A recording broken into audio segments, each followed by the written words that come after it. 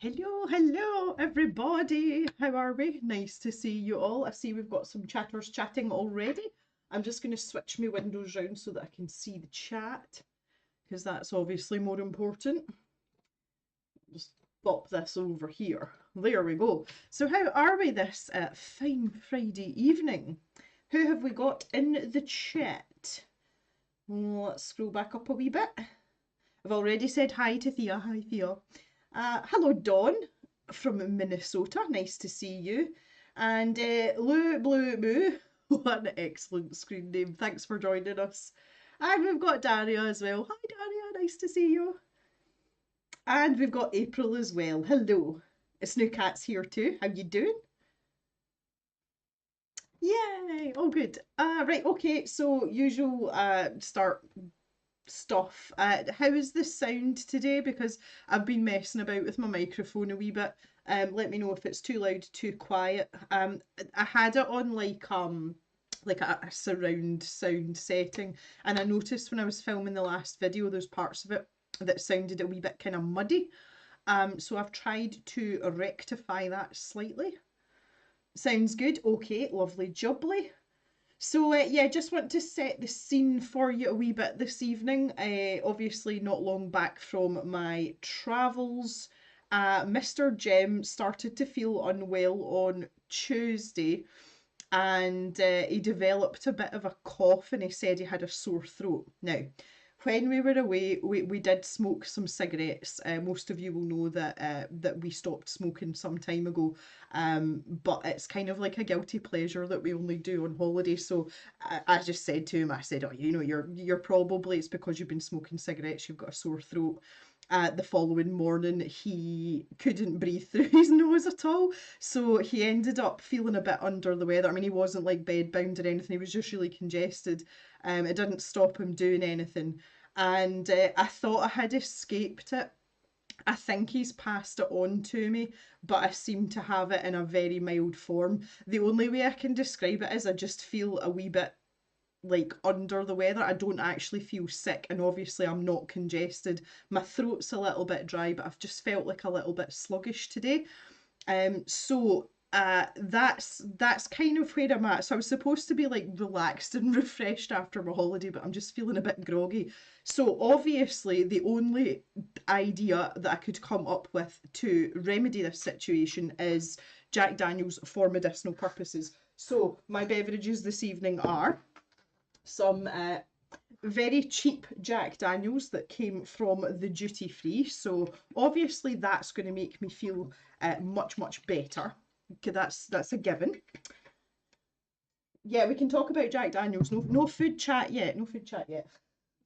But also because my throat is dry and it tends to get dry even when I'm feeling okay and I'm live streaming. So I've got my usual flavoured water which I will be sucking away at. But I also have this. Now, this is very important because Iron Brew is the non-alcoholic national drink of Scotland. When they brought in the sugar tax, they amended the recipe so it was less sugary, unsurprisingly. And to be perfectly honest, it tastes like poo. This is Iron Brew 1901, so this is the original recipe Iron Brew.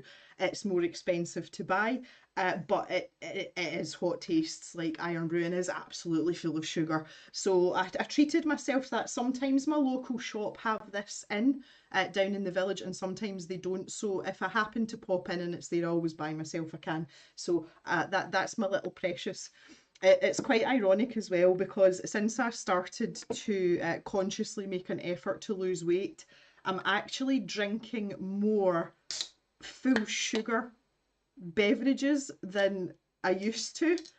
It's not something I do very often. I hardly ever drink fizzy things unless it's got Jack Daniels in it. In fact, I never drink fizzy things unless it's got Jack Daniels in it.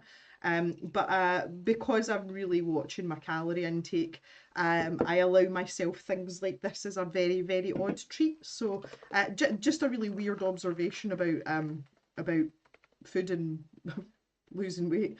So there you go. So obviously I'm not going to start with the water. I'm going to start with Jack Daniels because that makes sense, doesn't it? Anyway, I hope you're all well. Here's Ulrika. Hello. Jan's made it in now. Hello, Jan. And we've got Susan as well. Hello, Susan. How are you? Oh, yeah. Oh, yeah. That's perfect. Right, okay, so the idea for this evening, set the scene for you a little bit. Despite his snotty nose, Mr. Jem is away for the weekend. Literally got back and he's away again. He's away shooting with his buddies this weekend. It's a bit of a boys' weekend. So I have peace and quiet in the cave, which is nice. So it's just me and Jock and Pip. And my plan for this evening is basically, I don't really have one, but in a good way. So the two things that I'd mentioned in the description for this live stream and I talked about in the socials was to start a page in the ink house with the Derwent Inktense pencils. What we talked about in the last stream as well was looking at starting to generate some ideas for a window display for my local post office. And that is the same post office that I did the Christmas card commission for. So we can do both of these things. Obviously, we don't have to do one or t'other. But that was kind of my plan for the evening, and basically we'll just see where the evening takes us. I'm quite happy to carry on as long as my throat will hold up to it. So yeah, just have a nice chilled out evening and enjoy ourselves. Snookat says real sugar is better than the fake stuff. Yes. Yeah, Ulrika, I know you don't do well with sweeteners, do you, Ulrika? Ulrika has some Jack Daniels and Fever Tree Cola. Mmm. Susan's now the proud owner of two colour cubes. Yay! That's brilliant. Love it. Love it, love it, love it. Yeah, we're a big fan of the colour cubes. See, I use mine all the time. I think I've mentioned that maybe more than once. Just the other thing that I've got here that I just wanted to show you. I'm going to take my Crocs off because my feet are very warm. The house is absolutely roasting. I've been trying to dry all the washing from the clothes that we had on holiday, so there's stuff everywhere. But it is raining, so I've had to dry them indoors. And the house is it's warm. It's warm. So to show you what I've got here, let me just switch my view a wee bit here. These are the Christmas cards that have now all arrived. These will be going on sale in the Stash shop on Sunday. And we have the Christmas card that you all helped with as the commission. And this is it here. It's turned out so well. So it is an A5 card. I'll zoom in a wee bit to let you see a wee bit closer up. This is the view from the actual post office, which I felt was very fitting considering it was the postmistress that had asked me to do the card. So that's the front of the card, and it just says season's greetings inside, and we've got the wee Colour Cave logo on the back with the website. So that comes with an envelope, obviously, it's a Christmas card. So that is going to be available. But I also have the post box design, and some of you will remember this from a couple of years back. And this was the Christmas story that I did for Cavemas about the dog in the post box. So that is also available with the same inside as well. If that's not up your street, I know a lot of people like traditional Christmas cards and other people not so much. I couldn't resist, but I had to have Mildred as as a Christmas card as well. So she's in A6 and she is blank. So they will also be available as of Sunday as well. So if that's something you fancy, you can keep your eyes peeled for that at the end of the weekend. In addition to that, I'm going to add in the Aqua Buddies sticker packs. They will be available from Sunday, as well as two new colours from Julia K Art Studio watercolour collection as well. So we'll have two new colours, all of that available from Sunday. And if any of you would like to partake, you're more than welcome to jump over to the website and purchase those for yourself or to send to some loved ones for a little festive greeting. Katara says the card turned out great. I'm really pleased with it. Like I really am. I was a little bit apprehensive. The postmistress did say to me that she didn't want anything particularly festive because I was going to put in like Christmas lights and Christmas trees in the windows. The reason that she didn't want it is she wants it for the calendar as well. And I don't know whether it's going in for January or whether it's going to be like on the front or the back of the cover. So I think she was trying to keep it wintry rather than Christmassy. So anyway, it's generated quite a lot of interest. I took a photograph. This might be a bit self-indulgent, but I took a photograph of it sitting in the post office because it's the first time I have seen my own artwork in a shop, and it is the weirdest thing because they're sitting in one of these little card displays right next to the till. You know, it's just on its own. In a little plastic like holder, but the label underneath says village name Christmas card, and then underneath it says local artist, and it's like I don't know. I'm sure some of you get imposter syndrome sometime, and you know, like I know I do, and it's really just like this confirmation that what you're doing is like I'm doing it, and you know I'm making money from it. I am actually an artist. I'm a person that farts about with art supplies, but more to the point, I painted that. So I think I really have to shake off the I am not a painter hashtag now. But the upshot of it is that lots of people in the village don't know me or know who I am because we are obviously we're a few miles away. We're not sort of integrated into the village community and life, and lots of people have been asking if I do it for a living and who am I and all the rest of it. So I think that's really nice. And the postmistress has asked that I drop down some business cards so that people can come to the website or contact me if they'd like something. Someone's also already asked if they can buy the original, like the actual painting, and I do believe it's someone that's related.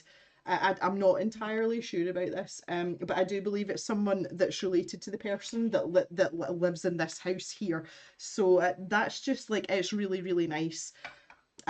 So initially we had ordered 150 of the card, and when I got back, I went down to the post office to go and see the postmistress, and she's already ordered more because she's hardly got any left. So I think we did a good job, guys, and I have to thank you all very much for your input. Um, it's really nice to have people to bounce these ideas off of and make suggestions and catch things that I wouldn't necessarily have picked up on myself. So I am very grateful to all of you for that. So thank you. And I'm very lucky to have you all you know, to support me and you know, join in on these endeavours. So it's yeah, it's all good. It is all good.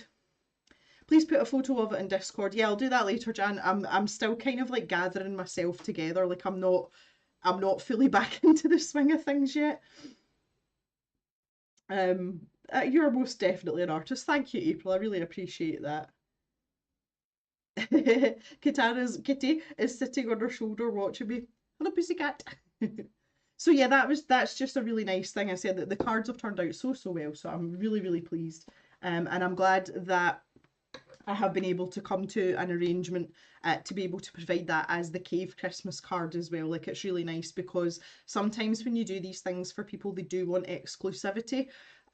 So the postmistress has been very generous and she's very happy. Like she's actually over the moon, which is just it's so nice. Yeah, photo of it in the shop. I'm going to post that to Instagram. I'll maybe stick that on Instagram in the morning. As I say, I'm just not quite gathered myself together yet. The one of the things that's really screwed me up is Malta is only an hour in front of the UK in terms of time zones, but the clocks changed while we were away as well. So I just by the time I got back, I was like, I actually don't know what time it is. I just don't know anymore. I'm like, feels a lot later. Is it actually that late? Oh no, wait a minute. So yeah, just taking a bit of recombobulating. Oh, hello, Betty. Nice to see you. Oh, your dad's only just left. Oh. Oh, good. Right, okay. So question number one is, what would you like to start with? Would you like to start with a bit of design work, a bit of brainstorming for the Christmas window at the post office? To expand on that slightly, I'm talking about using Posca pens on the glass. One of the reasons that I wanted to do it is because the post office, which is normally run by the postmistress and her daughter, they have the most amazing little window displays. Like they really take care and time over it because, like a lot of rural places, our post office is a little shop. Mostly a gift shop, I have to say, but you can still get a pint of milk and a newspaper and some breakfast rolls. So, you know, they do a little bit of everything, but that's what keeps your community going in these places. But they take a lot of care and they change their window displays with the season. So just now it's a nice kind of like autumn display with all the nice gifty things that they've got.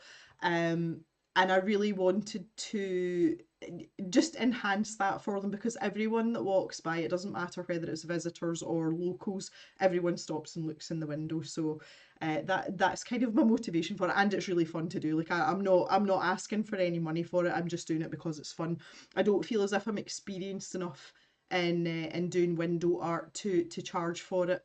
And to be fair, the windows are quite small as well, so it's not going to take, you know, hours and hours.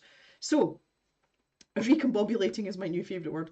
I just made that up, not gonna lie. So I'll stick up a wee poll to get us started, and you can let me know which way round you want to do things. We will get to the other activity. As I say, I'm not on any time scale tonight just because I'm myself. So you know, we're pretty easy going tonight. So okay, window or ink house. I need to move my Jack Daniels out of the way so I can actually see what I'm typing. That would be helpful.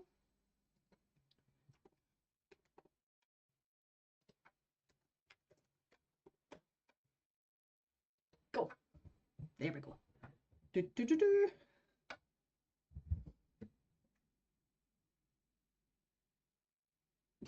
Recombobulating. I don't know where I got that from.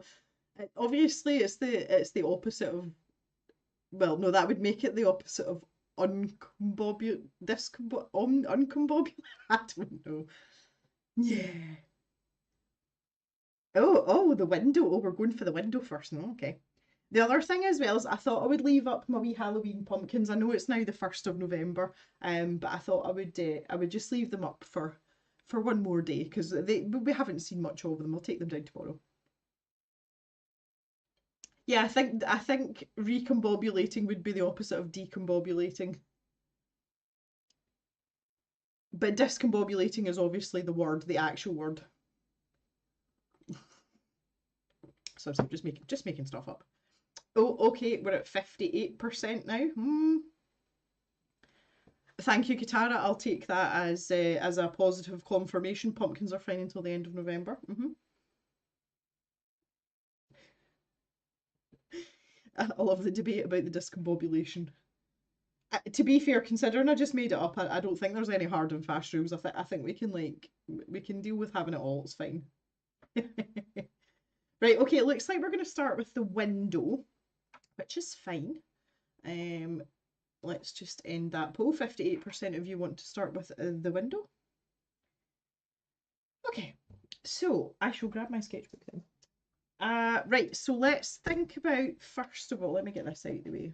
Stuff. I did have a wee bit of a clear up. I just kind of left everything when I left. So I did have a sort of frantic tidy up before we started. Um, but yeah. Okay, let's zoom out a wee bit. So to set the scene, first things first, let's get a page in the sketchbook. I did take my sketchbook with me when I went away, and my sketchbook weirdly smells of the hotel room. They had some kind of like funky air freshener, which wasn't, my nose didn't really like it. I did zero art when I was away. There was just far too much to see. Like we were really busy. We had one afternoon lounging by the pool, and the rest of the time we were walking and looking at things. And it was fabulous. We had such a good time. So unfortunately, I didn't do any sketching while I was away, but I did take lots and lots of photographs. If any of you are interested in old buildings, I took lots of photographs. Malta is full of like super ancient buildings, and all of them are beautiful and fantastical and huge. Big buildings on a small island, very interesting. So if any of you would like to have some of those photos, you know, for references, they're all sandstone buildings, so they're all yellow. I would be happy to share some images on the Discord in the reference photos channel, so you can let me know if that's something you would like. Miri would like some. The first person that popped into my head was Jan. Jan, I think you would be very interested because obviously you like the history side of things too. Thought that would be quite nice. A sketchbook is so yellow. Yes, it is. It's very yellow. The navy blob looks like a lobster. Maybe I'll just make it into a lobster. That ink, it sat really weird on this paper. This paper doesn't take wet media very well. So it was quite interesting to watch what was going on here. That was me just fiddling about before the last ink video, the drawing inks video. Maybe I'll make it into a lobster and post it on Instagram. Are you rested and refreshed? The rest will fall into place. See, apart from feeling slightly under the weather, yes, definitely. One of the things that became very apparent about being away is that our mattress on our own bed at home needs replaced. Both Mr. Jem and I have had a really stiff back for quite some time now. To be fair, Mr. Jem has always got something sore, like he's always got sore muscles or whatever. So I didn't pay any mind to it. And one of the things I've found about losing weight is as your body kind of adjusts to a new weight, you do get some aches and pains. Because one of the things that I've noticed is my knee's been complaining randomly, but only for like a day at a time. I've not actually injured it. So I just put it down to that. But while we were away, neither of us had a sore back at all. And then we realised that it is time to replace our mattress. But yeah, aside from feeling a little bit under the weather, I feel recharged. Definitely, we had a very active holiday, but I feel like I'm kind of like revved up and ready to go again. So yeah, have a lovely suntan. Hope the weather was good for you both. It was lovely. It was a steady 24 degrees Celsius the whole time we were away. No rain at all. We're just not we're not much of a pair of sunbathers. We like to be out and doing things. But there's the standing joke about my genetics because I'm practically see-through in the winter. Obviously, I'm Scottish. My mum's Scottish. But the minute I go out in the sun, like the minute I peek my head out, my Italian genetics basically punch my Scottish genetics out the way and go, let's in. So I am, particularly my face is very, very, very brown. But unfortunately won't last long. But that was me, sun cream on all the time. I'm not a person that sits out and bakes. I look after my skin as best I can. But yes, my face in particular is very brown. I actually think that the lighting's washing me out a wee bit. Everyone that I've seen since I've come back is like, you're so brown. That's just a side effect. Both blobs look like turtles.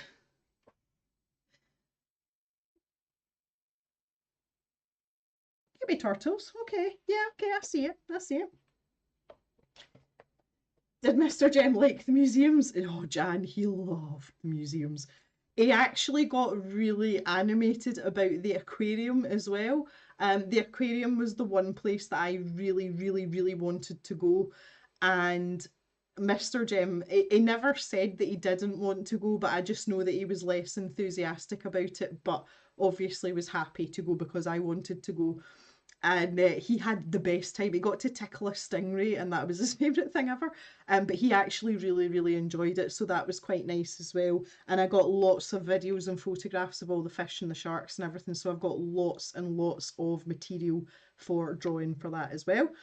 I've now told him that since he's back, that he now has to watch Finding Nemo because there was loads of kids there, and they were like, "Oh, that's a Nemo fish and that's a Dory fish," and he's looking at me like, "What are they talking about?" I'm like, "Gonna make you watch. I'm gonna go home." So that was pretty good.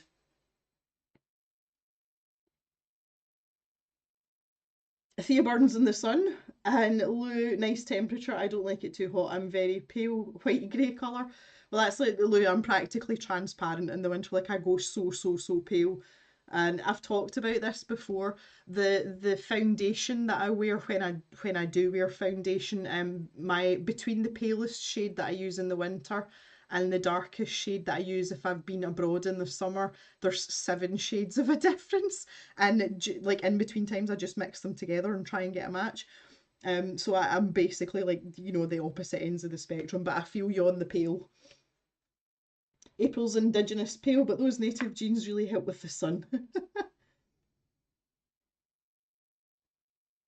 I think there's a theme forming here, like there's aquatic animals popping out all over the place here. It's going to be a second round of aqua buddies at this rate. Marigold goes a beautiful caramel brown colour if you get the chance to suntan. See, I just don't like it. I don't like baking in the sun. I'm okay if I'm moving about, but there was people in the hotel that we stayed in, and that's all they seemed to do was just like lie out and bake, and I can't. No, it's not for me. Hello, Elise. How are you? Susan hopes that her freckles will join up.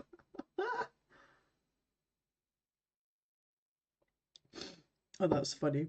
Athea's saying when she had to purchase a foundation, they couldn't find a shade that matched because it's so white.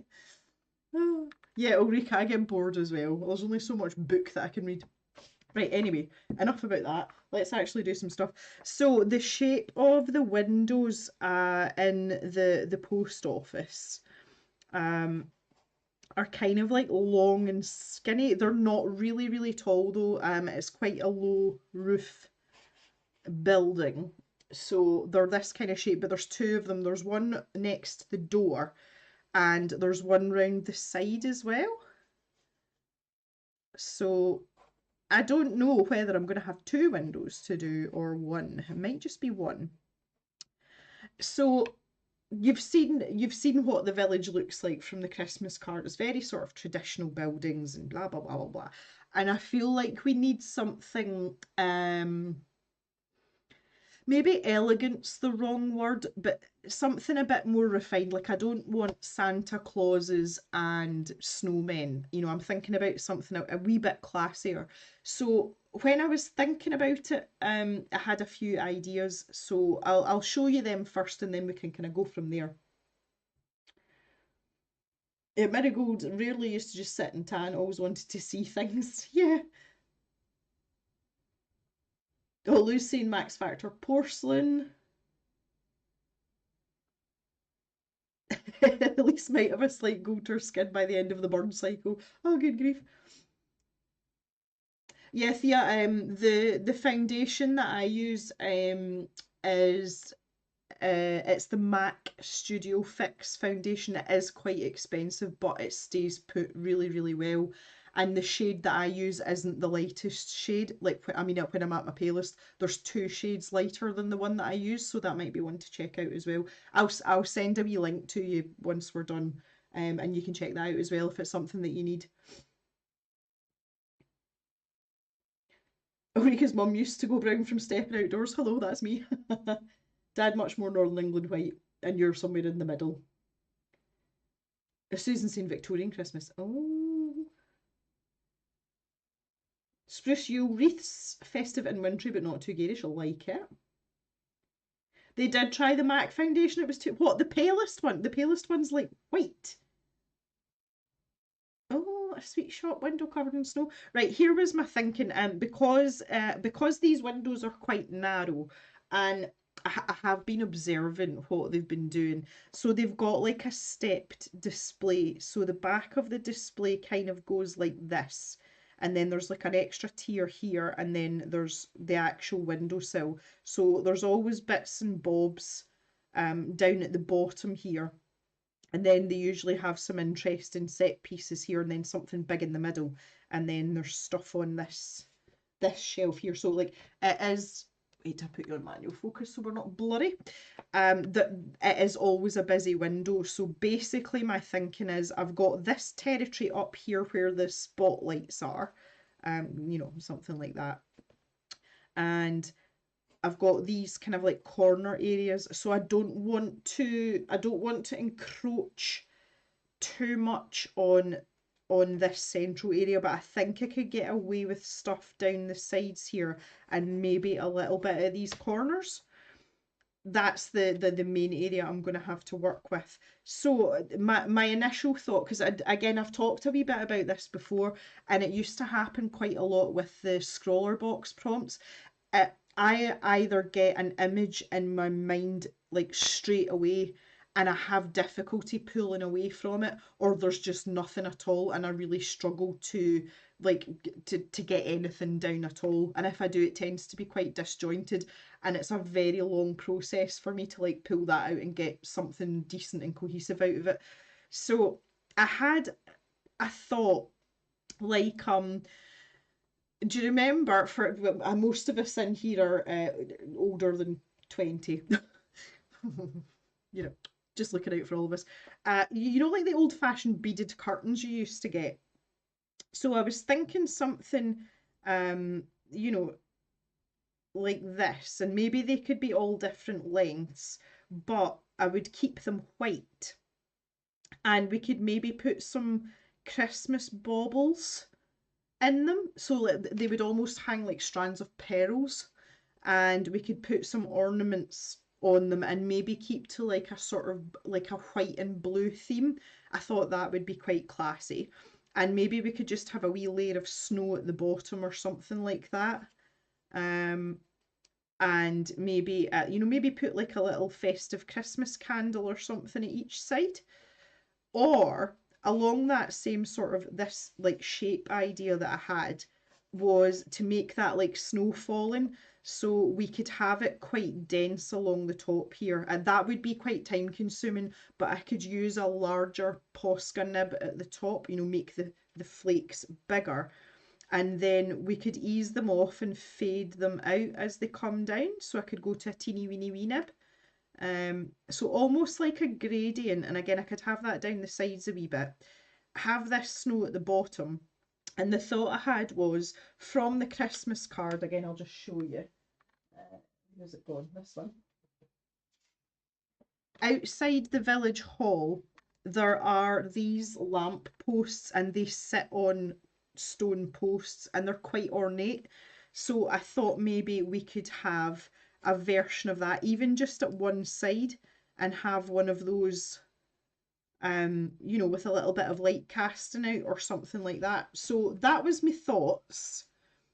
I'd like to know what you think, and I'm actually really enjoying your suggestions already. Theo wanted to say Christmas baubles. Baubles. Oh, Katara likes the curtains. Candles at the bottom, yeah.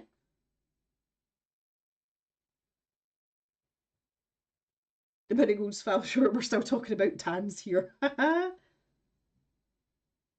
Little snow piles and snowmen on the bottom. Or a birdhouse with a tiny winter bird having noms. That's really cute. So we could have like a little, we could have something in that corner if we did the street light idea, which I kind of like because it's quite personal to the village. You know, I would copy the lamp style and I would make sure that it was really accurate. We could maybe have a wee bit of snow sitting on top of it, and we could have something on this side. We could have a post box on this side. In the village, there isn't any of like the traditional post boxes like this. It's just a red box and it's kind of like sunken into the wall. But we could have a post box if we wanted, I suppose. I've drawn enough post boxes now to be comfortable with that. And that hopefully wouldn't take up too much space. Mary likes the Christmas bauble curtain too. Okay.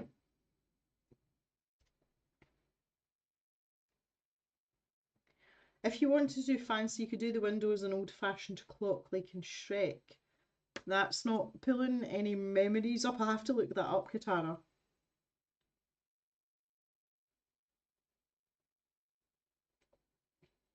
Post box with a bird on top with a letter to Santa in its beak. Oh. Susan says, could you put half a post box on the left-hand side? And if you got the second window, the other half of it, that's a pretty good idea as well. That would give us a little pop of colour. And Jan says, how about the baubles as classy lamps? Oh, I I like that too.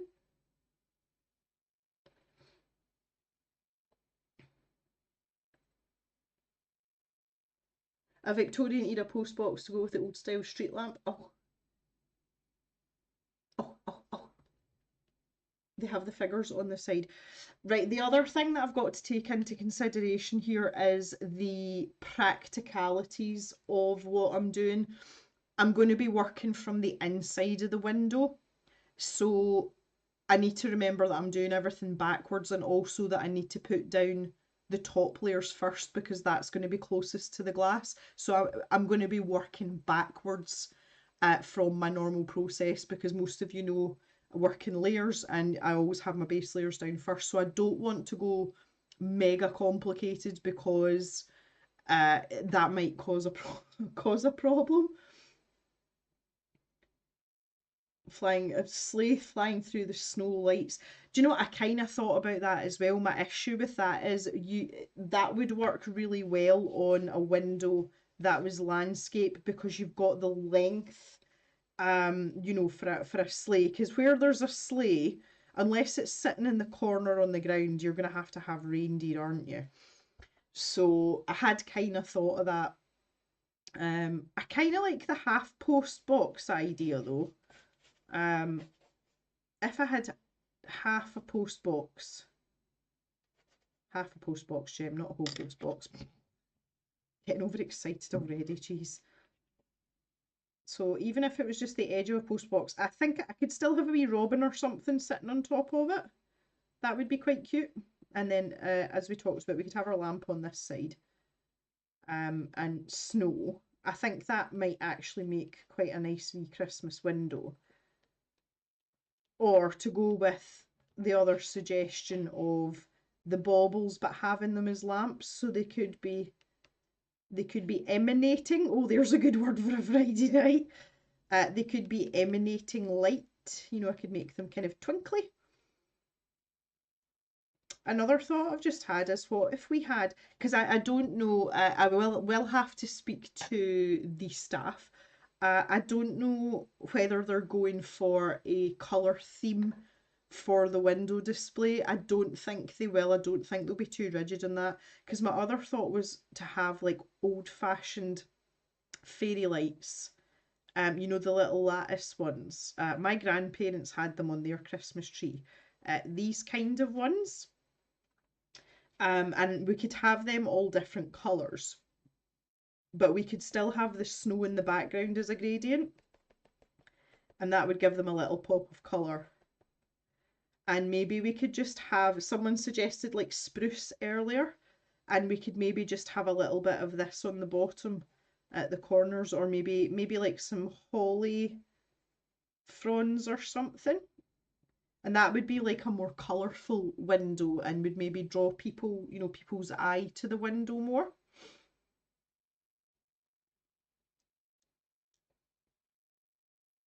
Oh yeah, Elise, you missed the first part of the chat. She's like absolutely delighted with the cards. She's actually ordered basically the same again. There's lots of interest in the card. That's the card if you didn't see it, at least that's the finished article. She's over the moon with it to the point where it was quite embarrassing dropping them off because it's a tiny little shop. You know, if someone comes in and there's someone already in, you're going to be in someone's way. So I was stood off to the side while we sorted out, you know, money and one thing and another. And everyone that came in for their newspapers, postmistress like, Jem painted this, isn't it beautiful? When I was standing there like, yeah, hi, thanks. It was it, but yeah, her reaction was amazing. So yeah, I don't have the dimensions of the window yet, Elise. We're just going on a basic shape here. I'm not too bothered, honestly, about the actual dimensions. That's a detail to work out once I've kind of like decided on a design, you know, for spacing and things. So I kind of need to get that in order first before I worry about dimensions. But it is a much taller than wider. You know, it's definitely a portrait window.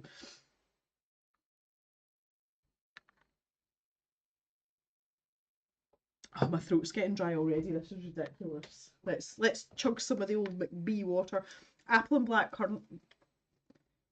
The other thing that was really funny while we were away, I did not drink nearly as much alcohol as I normally would on a holiday. One of the main factors of that was the hotel we were staying in didn't have any Jack Daniels at all. At all. Which upset me greatly, as you can imagine. And one of the things I promised myself when I started this sort of little journey of mine was I was really going to cut down my beer consumption. So there was a lot of times where I opted for a soft drink rather than an alcoholic beverage. And one of the things I drink a lot at home is Lipton peach iced tea. I absolutely love it. It's a sugar-free variant. And while I was in Malta, I came across Fuse Tea, which is an Italian iced tea, and their peach iced tea is absolutely out of this world, and you can get it everywhere. So I drank a lot of peach iced tea while I was away. So since I've got back, I found a company down in England that I can actually get it from. It's quite expensive, but I'm totally getting some. See that in a glass with ice when it's 25 degrees outside and you've just spent like 4 hours walking about. Best thing ever. So there you may see bottles of that appearing. So there's one that's just peach and there's one that's peach and hibiscus, which is it's just the best thing ever. And they do a peach and rose one as well. Right into that.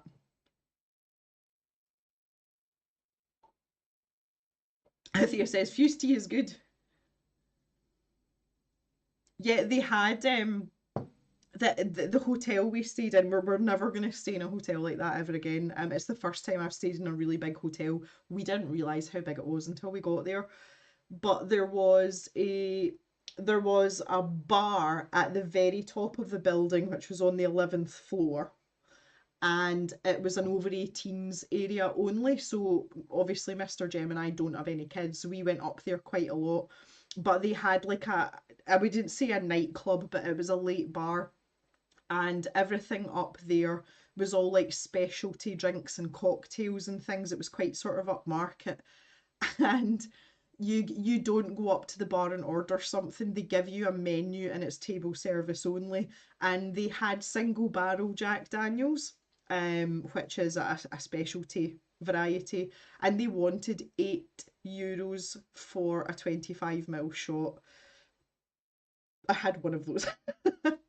I said to Mr. Jem, single barrel's not something you're going to sit, if you're social drinking, that's like something that you would have after a meal and you would sit with one with ice in it and sip away at it. But there was no other Jack Daniels in the building at all, hence the peach tea. But I was quite happy with my peach tea. Maybe a Norman Rockwell inspired small town Christmas scene by Scotland. That's an interesting idea. Maybe I can send you a few bottles, Jem. Well, I don't know. We'd have to work out if it's cheaper than me just buying it here. But yes, we will reconvene in that because I would quite happily give you the money. The Lipton's iced teas are the only kind of teas I like cold. Honestly, Marissy, I drink the peach one all the time. I can get that in my local Tesco, and it doesn't even like it's worlds apart from the Fuse tea one.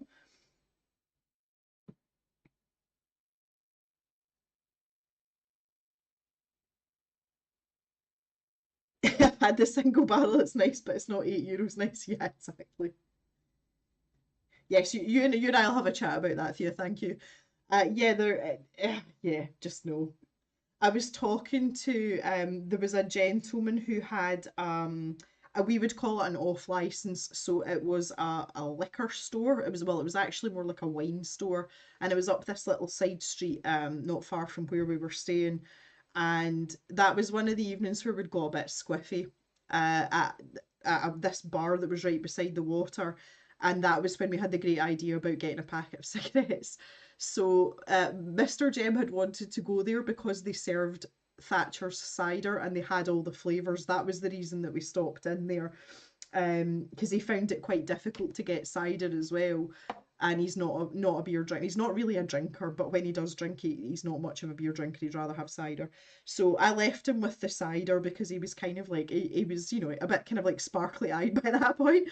And I said to him, I'll go on a wee mission and see if I can and find some cigarettes. So found this little off license up this alley, and it was literally floor to ceiling bottles of wine, and there was two doors, and it was like a corridor. So I went in one door, and I'm like looking like this. I'm like, where do people pay for things? Because there doesn't seem to be a till, like a cash point anywhere. And I went round the corner, and there was just this little ducat, and here's this guy sitting behind the glass, and he had cigarettes behind the counter. So said to him, "Have you got anything that I would know like what it is?" And he's like, "Oh yeah, yeah." He says, "You get all the same cigarettes here that you get in the UK." So got a packet of the brand that Mr. Gemini used to smoke, and he said that's 570, and I thought he said 57, like just with the accent, and I was like, €57 for a packet of cigarettes, and he's like, no, €5.70, and I was like, are you kidding me? And he's like, is that too expensive? So I said to him, I was like, when we stopped smoking, it was like 11 quid a packet, so that's like what, €14 or something. And he started to laugh. So he was telling me that his wife is from Macedonia, and in Macedonia the same cigarettes are €1.50 a packet. I was like, well then. I said to him, I says, well, I'm glad I'd stopped. And he said, no, he's like, don't stop, just move to Macedonia. I was like, oh yeah, okay. Absolutely crazy, the difference in the prices though. But I mean, €5 for a packet of cigarettes is like, that's so cheap. So, so cheap. So that was a bit of an eye opener. But say not something that obviously wish to continue. It's just a little, like holiday flutter kind of thing. Is cider usually alcoholic or non-alcoholic? It's alcoholic, Thea. It's squashed. It's usually squashed pears or squashed apples that are alcoholic. Janet's very much alcoholic.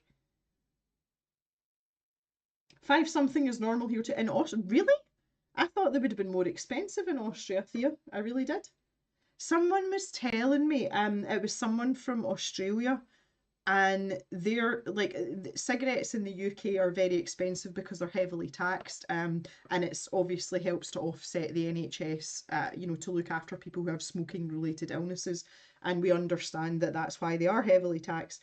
But someone in Australia was saying that their prices used to be really really cheap, and they're just climbing and climbing, and it's like it's getting worse.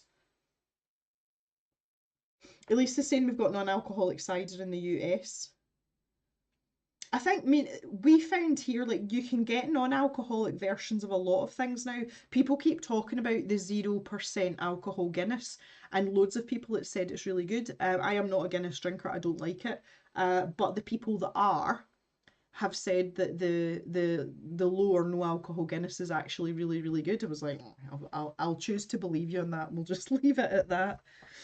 Right, okay, so I think here then, I think my two initial ideas is probably what I'm going to stick with. So either something with snow and the lamp, and I like the half post box idea that Susan suggested, because if I do have the second window, obviously I can incorporate that. But I think having a wee bird there, like I say a wee robin with a wee robin redbreast, and that takes me back to my gran. So my mum's mum, my Scottish grandmother, she always used to complain about robins on Christmas cards, because she says, why do they only pop out on Christmas cards? Because like, do they not exist for the other 11 months of the year? She hated it. So we used to always get a Christmas card with a robin on it just to wind her up. So that would be quite funny as well. That would be a wee nod towards my gran as well. So I think, yeah, maybe something like that. Or we go with the baubles idea, but incorporate the fact that they're little lights. Maybe put little tea lights in them, and we could just have some candles at the bottom. I'm starting to quite like this, the colourful lights idea as well though. So I think if I take these three concepts and maybe just do like a wee mock-up of them, that might be a starting point, because I have a feeling that the postmistress will let me do what I want, but I just want to check with her. I'll be going down to the post office tomorrow because I've got shop orders to post anyway. So I'll speak to her in the morning and just see if she's going to have a theme or like even a colour scheme that she's sticking with. and we'll go from there. I can't remember what was in the window, the front window last year, because obviously I mean I wasn't in a great place last Christmas anyway, between Glenn and Mr. Jem being really unwell. It's not something that I would have paid attention to, and I wasn't really in the village other than taking, you know, my shop orders in first thing in the morning. So I can speak to her in the morning and see what she says. Because she did say she's going to do her window display at the end of the month, so she'll probably have an idea of what she's putting out. She'll have all her stock in for things that she's putting out. So I think that's probably a good jumping off point to start the negotiations. And she's really easygoing as well, so you know, she's not a difficult client at all.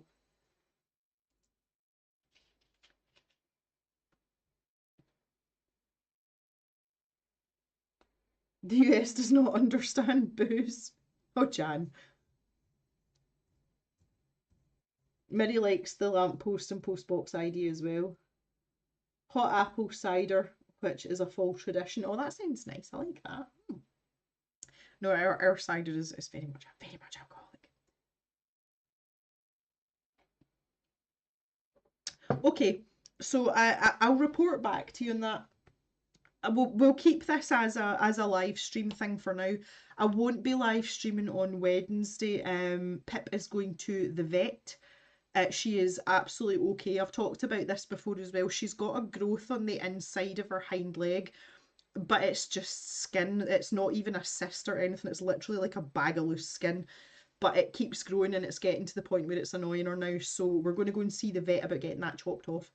But that's happening on Wednesday, so I won't be able to live stream on Wednesday. But I'll maybe organise another stream. I don't even know what's happening next weekend. I can't make any promises. I say I've not like organised myself yet. But at the next live stream, I will have the information that I've just talked about from the postmistress, and we can maybe do a little bit more on that. And even if I want to do it in Procreate, I can hook that up as a screen here in the live stream so that you can see what I'm doing in real time. So that sounds like fun. So let's get the colour cubes out, just because we can.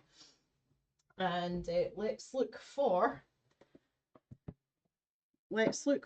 a couple of icy blue type things. So I was thinking like maybe something like that.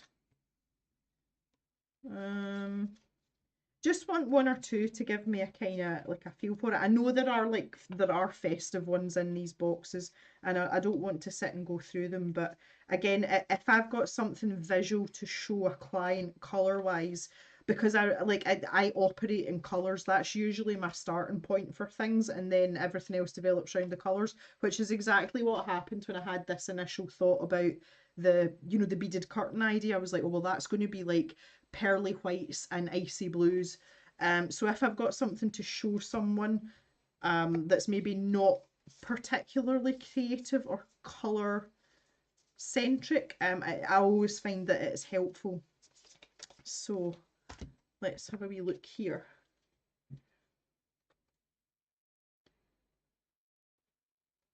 Elise's favourite drink is Sambuca, really? Oh, whoo, that's party territory, that. I like that. Something I would drink. I'm not really that fussy about what I drink, apart from not liking Guinness. I like cider, but I find that it gives me really bad heartburn, so I tend to avoid that. But yeah, I'll take a Sambuca. I don't really do shots anymore. I'm too old for that, because if I take shots, then that's more or less a guaranteed hangover. And I would rather not lose the entire day the next day. Far too productive for that. Thea says next weekend I won't have a kitchen anymore. Whee! That's exciting. No one's stealing Thea's kitchen, in case anybody's wondering. She's getting a new one. When is the farm's busy season? We're just finished, at least. Harvest is over. So we're now heading into quieter territory. We've got the cows will probably be coming in next week to be housed for the winter, so that's quite a big operation, but that's only like a couple of days and then that's everyone inside. And when they're inside, they're much easier to look after because they're obviously all in a concentrated area. They get fed twice a day. They get mucked out and things, so it's very much a routine over the winter. The boys are still working away out in the fields, so they are working the ground down and putting in seed for obviously for next year's crop, but I think they're pretty well through that as well. Papa Jem was here while we were on holiday, so he was doing bits and pieces, you know, so things were kept going while we were away. But yeah, we're coming into the quieter spell now. No, again, once the weather gets really crappy, there's not much doing outside anyway because it's too wet to get into fields, and we'll maybe fix a few fences and stuff, but nothing crazy. So bit of a breather, bit of downtime. Enjoy the festive season as best we can, and then take a deep breath and get ready for coming in the spring. Too muted for a window? Okay.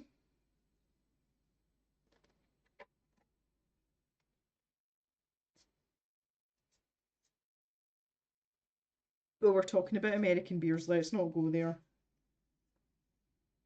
Not really getting any good vibes from this pile here. That's such a beautiful dog. Oh, so pretty.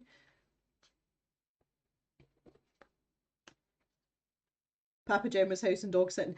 No, Mama Jem was house and dog sitting. Papa Jem was outside farming and doing a wee bit of dog sitting.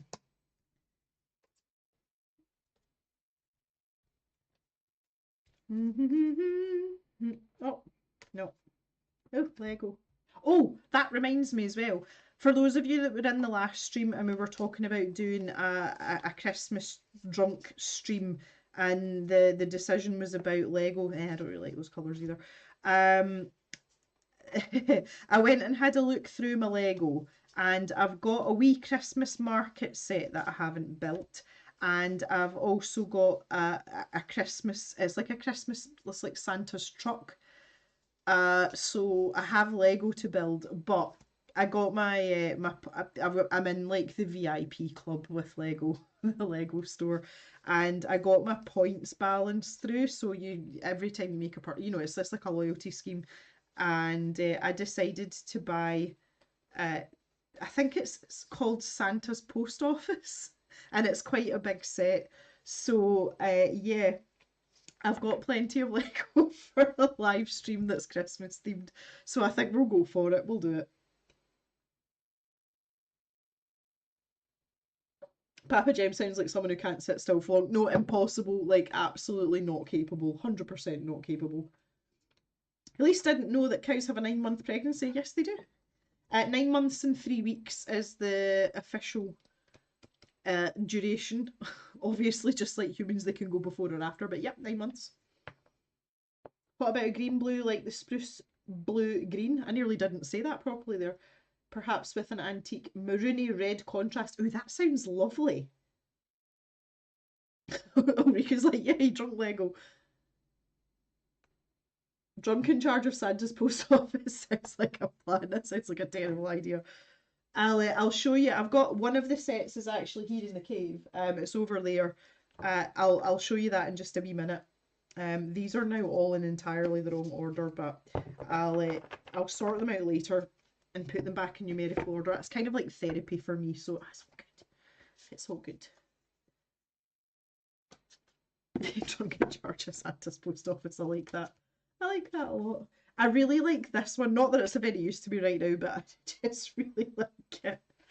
Like, ooh, colours. I do remember there being a lot more nature type palettes in box number 1. This is box 2 that we're in just now. So I'll have a quick swish through the other one as well. As long as you all know that Santa's actual post office is in Canada. Yes. Yeah, so anyway, those the post office set should arrive in the next couple of days, so I'll be well prepared, which is good. Right, let's grab this see what I can find in here. Tara was told Finland.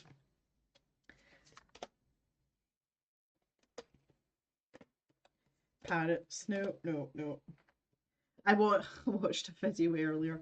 I get sent some really silly videos from very silly people.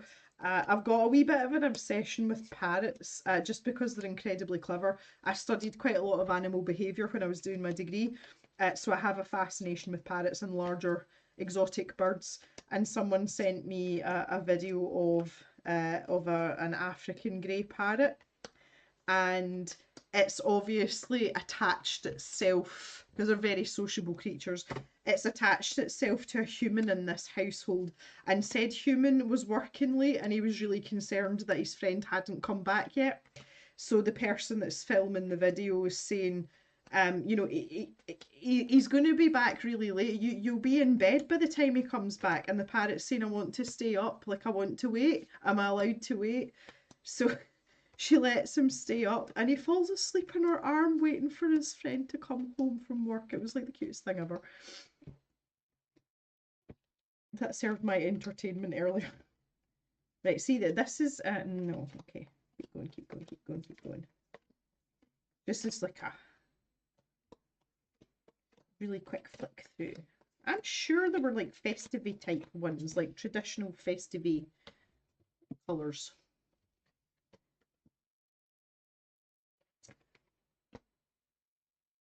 Ulrika's not done any prep for Christmas. Usually have made a few things by now, but I haven't found the inspiration yet.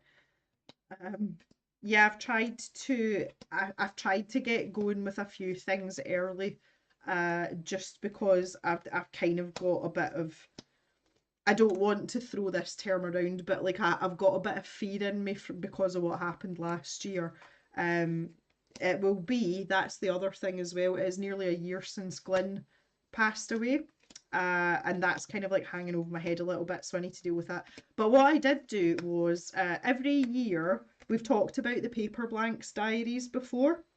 I'm sure you've all seen my Paper Blanks diary. So this is this year's. It's very pretty. I buy one of those diaries every year for Mama Jem, for Mr. Jem, and one for myself as well. So I got them sorted really early. They're already here. So I have officially made a start. Because the but priorities, honestly. This Christmas, last Christmas, I barely put any decorations up or anything. I didn't have it in me. I wasn't in a place to do it, and I didn't really feel like celebrating anything. So I'm determined I'm Christmasing the goddamn shit out of this house this year. But I haven't decorated this house before for Christmas, so I have got no idea what I'm doing, and I don't know whether the decorations I have are what I want and where they're going to go. So there's going to need to be some preparations. So I'm kind of steeling myself for that as well.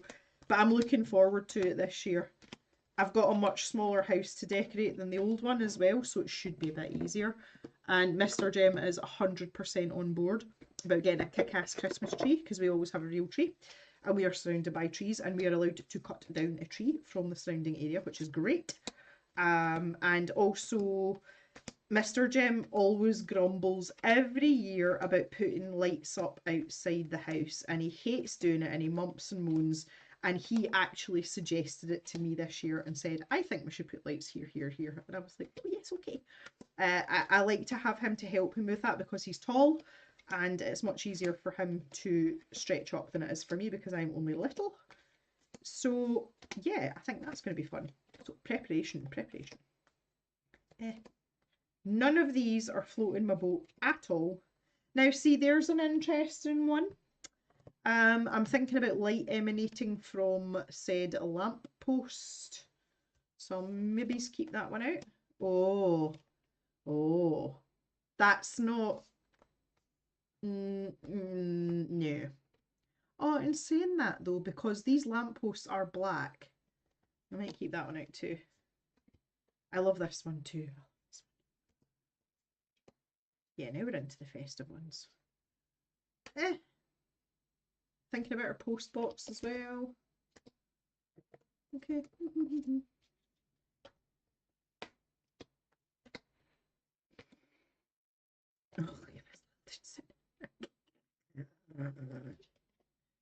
That's maybe too much in the way of warm colours though. Right, now I'm getting somewhere. So if we go for the post box and the fronds, I'm just going to call them the fronds, not to be confused with the fawns, something like that might be a bit more appropriate. Those are very similar. Okay. Righty, oh, better. Oh, there's a really green one. It's probably not going to do. Oh, we've got the nativity scene. I'm assuming it's the nativity scene. Yes. Okay. Good. Make sure I wasn't seeing things there.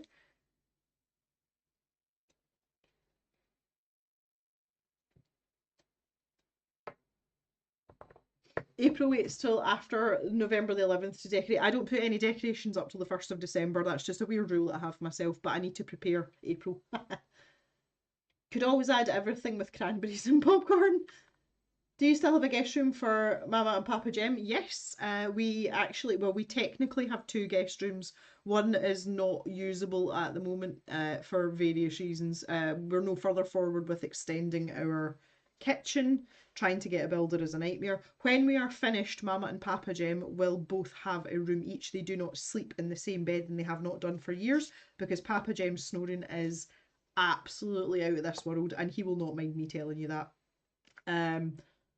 So when the current setup is when they come together, Mama Jem sleeps in the guest room and Papa Jem sleeps here in the cave. But when we've got everything sorted, there is behind me where I keep all the shop stuff there. There is a small bedroom that backs onto that. It's full of everything else just now, but that will be the room that Papa Jem sleeps in when he comes eventually. And we actually already call it Papa Jem's room, even though he's never slept in it. But hey, yeah. The one thing I do really like about this house, although it's quite compact, it's a deceptively large house. It's got 4 bedrooms. The layout is quite compact though, so it doesn't take you long to get from A to B, but there's actually quite a lot of space and there's loads of cupboards. Like there is tons of storage space in this house. Definitely don't grumble about that, but I just don't like it as a house. But yeah, that's fine. Right, I think I've probably exhausted. I was hoping for like another blue type palette that was a bit warmer and I haven't really come across anything that's tickled me. They're all kind of like purpley. But okay, right, I think I might have some anyway to talk to the postmistress about. Get back in there. Get in there. Okay, so at least we've got a starting point here. For some of these, I'm kind of into like this one speaking to me. Speaking to me.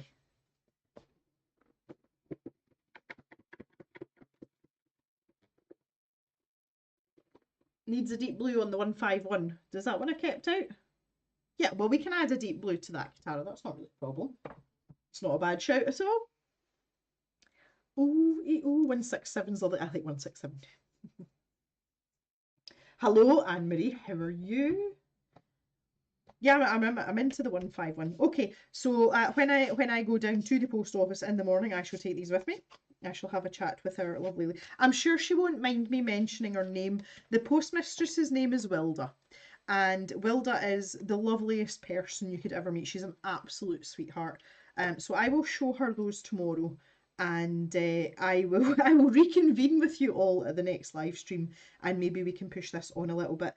So we are on a time scale. We have a month to get this together. As I said earlier, they usually do the window display at the end of the month, so it's good to go for December. So we need to be pushing on. Right, so let's pop this to the side for a moment.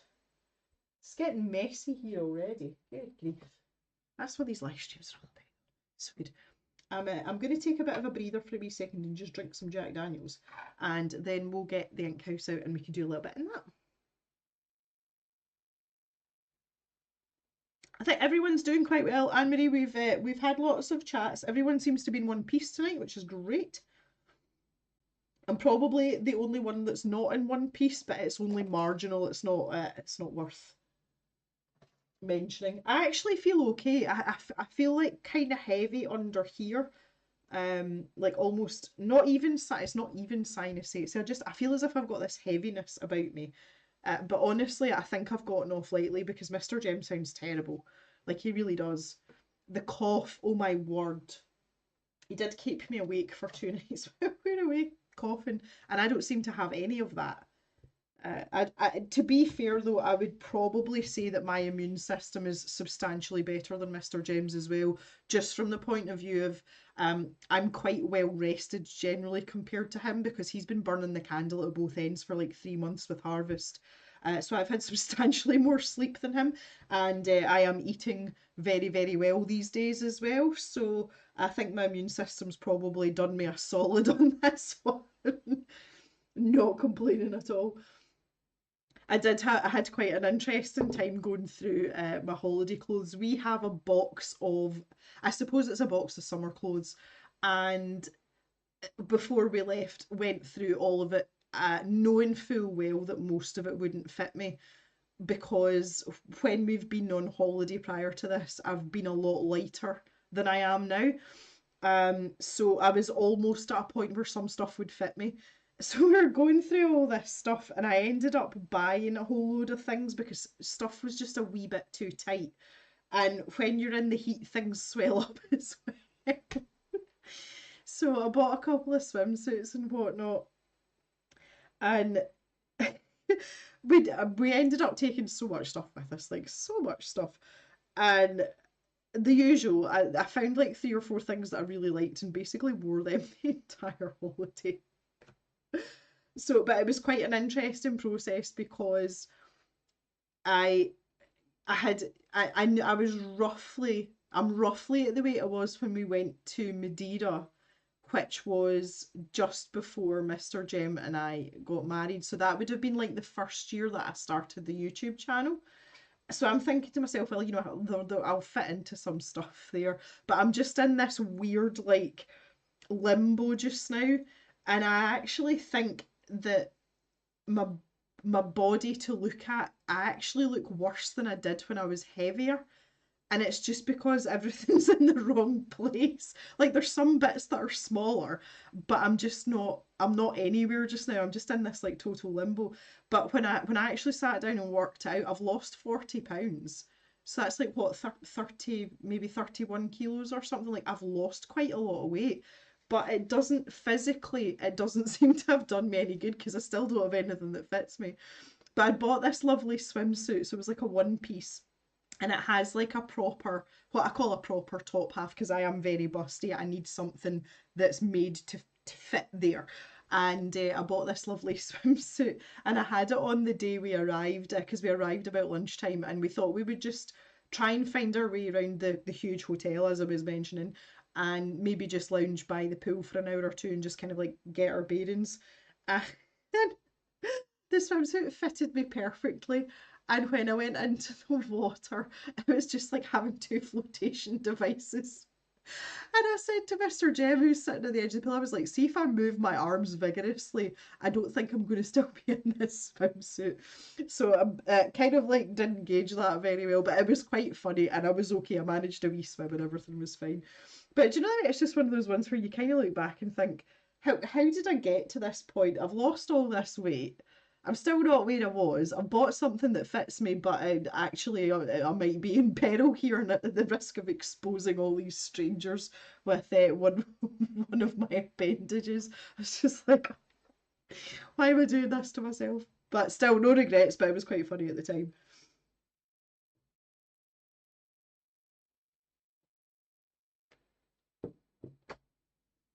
Henry's been pushing off buying a rain jacket this year. The weather's been kind enough to, but you think it's high time I get sorted. Well, that's again, I'm in the same position. I've got two winter coats, but they're like two sizes apart. And the one that I was wearing, which I've only worn twice, by the way, it's a beautiful wool coat. It's far too big. Like you can't even. Sometimes if something's a little bit loose, especially if you've got a chunky jumper on, you can kind of get away with it. We're past that point. But my other jacket's far, like my other coat's far too tight. I can't even get it fastened. and I kind of grudge buying a coat this year because I don't really like coats anyway. You guys know, like, I don't like cuffs. I hate like cuffs round my wrist. Um and I'm just not paying the money for a good coat knowing that I'll probably only wear it a handful of times. So I've decided just not to bother this year. I'll just go without, I'll be fine.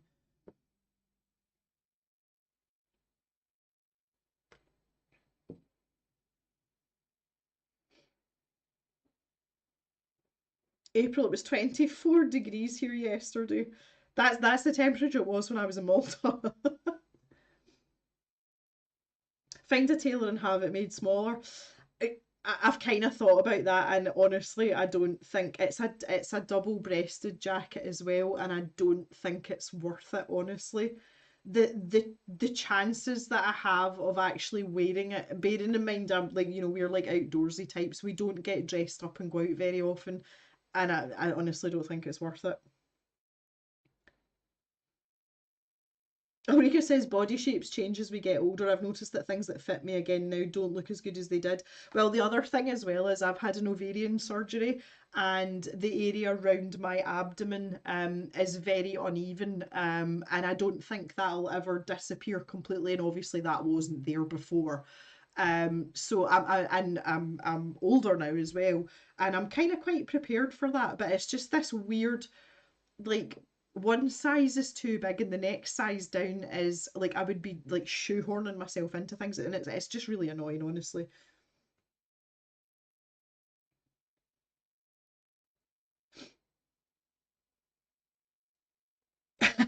Maybe double breasted does not look good with big busts anyway. I don't know, I quite liked it. Clothes suck, let's stop wearing them. That would be great, I would love that. I would be quite, see if I could just live my life in my jeans and my boots and my body warmer and not have to worry about anything else. Life would be great. Unfortunately, I need bras and other things to cover my top half, which just, it's just a bit of a pain, really, isn't it?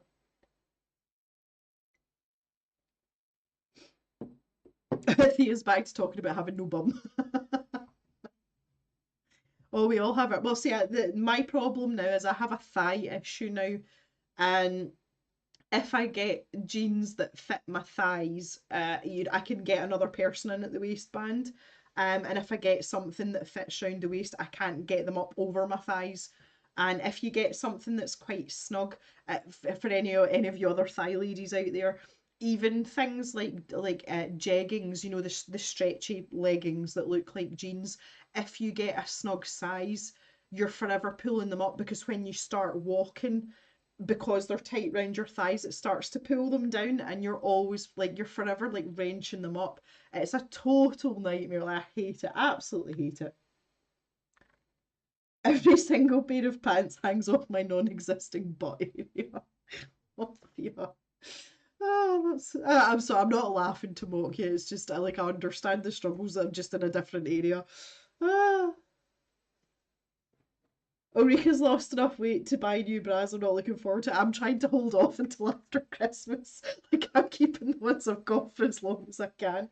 I've bought a whole load of new sports bras because that's me. I'm ready to start running again. I've hit my target weight to start running, and I had to buy sports bras, so I've done that. But because of that, and obviously I've had to take out like a small mortgage for that.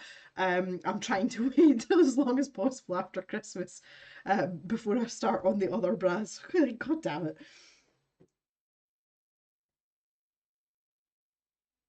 The jeggings will just wander downwards. Yeah. Well, I'm kind of like I'm in like a hybrid jean now. They are denim, but they've got a little bit of stretch in them. And these are jeans I was in before.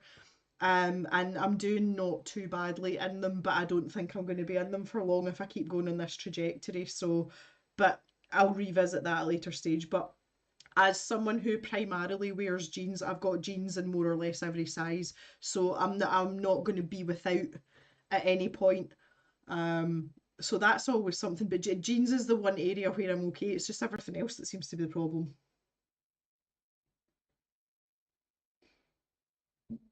Yeah, especially for a bigger bust. Yeah, that's part of my problem as well. I have a huge cup size, and a very small back, so it's difficult for me to get bras anyway, and it's worse when I'm slim. It's so much worse when I'm slim. Um, and my back size is starting to go down now as well, so it's quite difficult to get a small back size with a big cup size, and certain brands just don't make them. And if you do get a really good supportive bra that doesn't look like something a builder would put up, to go and fix a steeple on a church, you're talking, 50 quid for a decent bra. So it gets very expensive very quickly. The sports bras that I bought, they were £45 each, but they're immense. Like, they're really, really good, and I'm really pleased with them. And I'm actually quite excited to go out running in them. And they're not the boring standard black and white. I've got one that's got like big spangly patterns on it, and I've got a really nice dusty pink one that supports breast cancer as well, but in the same style. So totally worth it. Are you going to do what Weight Watchers teaches throughout the high size when you go below? I do that anyway, Elise. I've kept one or two things. There's a green t-shirt. You guys all know the t-shirt I'm talking about. It's like a green t-shirt almost with like the baseball stitching in the front. And I lived in that when I was at my heaviest, and I've kind of got an emotional attachment to it. I've kept that for posterity because at one point that t-shirt was tight on me, and it's absolutely like it is hanging off me, and it's things like that that make me realise, because I look in the mirror every day and I'm like, I don't feel as like I look as if I've lost a lot of weight, but it's when I put something like that on that I realise, well, okay, I have lost quite a bit of weight. So I've kept one or two things, but generally I'm getting rid of things. And if it's stuff that's in good condition, I would rather it went to somebody that needs it, especially if it's someone that's going through a weight loss journey that will maybe only need it for, like a couple of months or maybe 6 months, and then they'll be going on down. So I would rather someone else had use out it, because what's the point of me keeping it? I don't want to fit back into it again. So,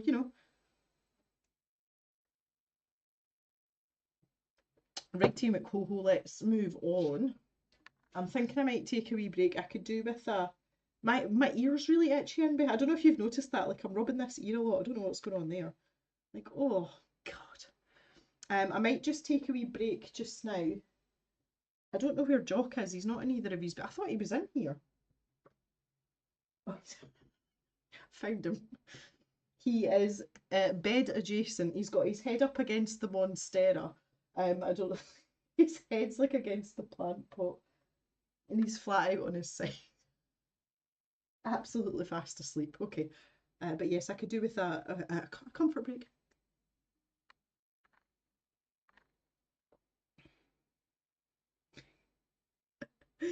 Oh, you guys. Right. I shall return in a moment. Derpy Jock, yeah, he really is. If when I look under the desk, like, see when I kick under here, all I can see is all the pads of his feet. Absolutely flat out. Flat out. It was not in the slightest bit bothered that Mr. Gemini abandoned him to go on holiday. Did not give an iota of any sort of monkeys. And when we came back, he was like, sure. Hi. Little bit of a wag of the tail, came for a pet, and then went back and sat with Mama Gem. So I was like, okay, well, nobody's been traumatised by the fact that I've not been here. Pip, on the other hand, practically knocked me over when I came in the door and slobbered all over me and tried to climb up Mr. Gem's leg, which was nice. But, Right, guys, I'm going to take a quick break. I shall be back very, very soon. You can now have your conversation about food. You have my permission, and I will be back shortly.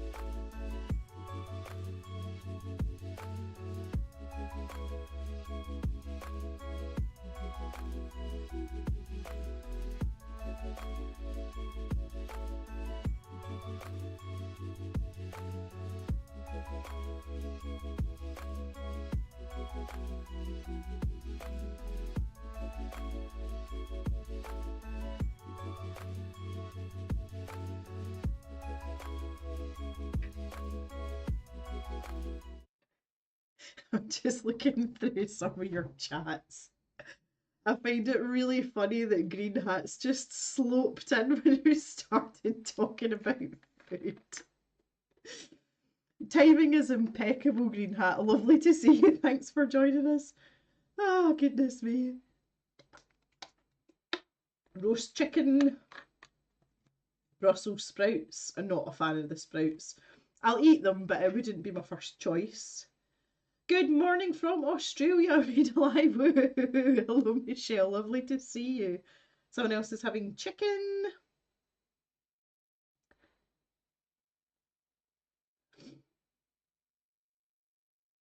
Venison. That's something that we have a plethora of venison. We are overrun with deer in Scotland, and they have to be controlled. And we've always got venison. Venison is tasty, but you do not need much yet. It's quite rich, Jan, isn't it? Hello, Abba Climb. You ordered food today.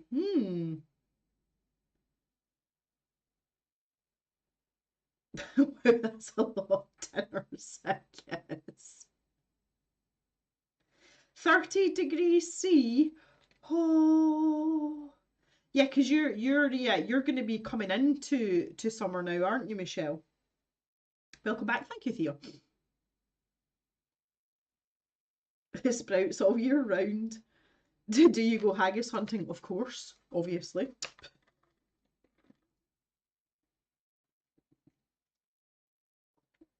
I'm trying to keep myself hydrated here. I can feel it in at the back of your nose where it joins your throat. That feels kind of dry, but see, this is the worst it's been for me. I've no idea how Mr. Jem's going to cope tramping about tomorrow with his gun, but that's his problem, not mine.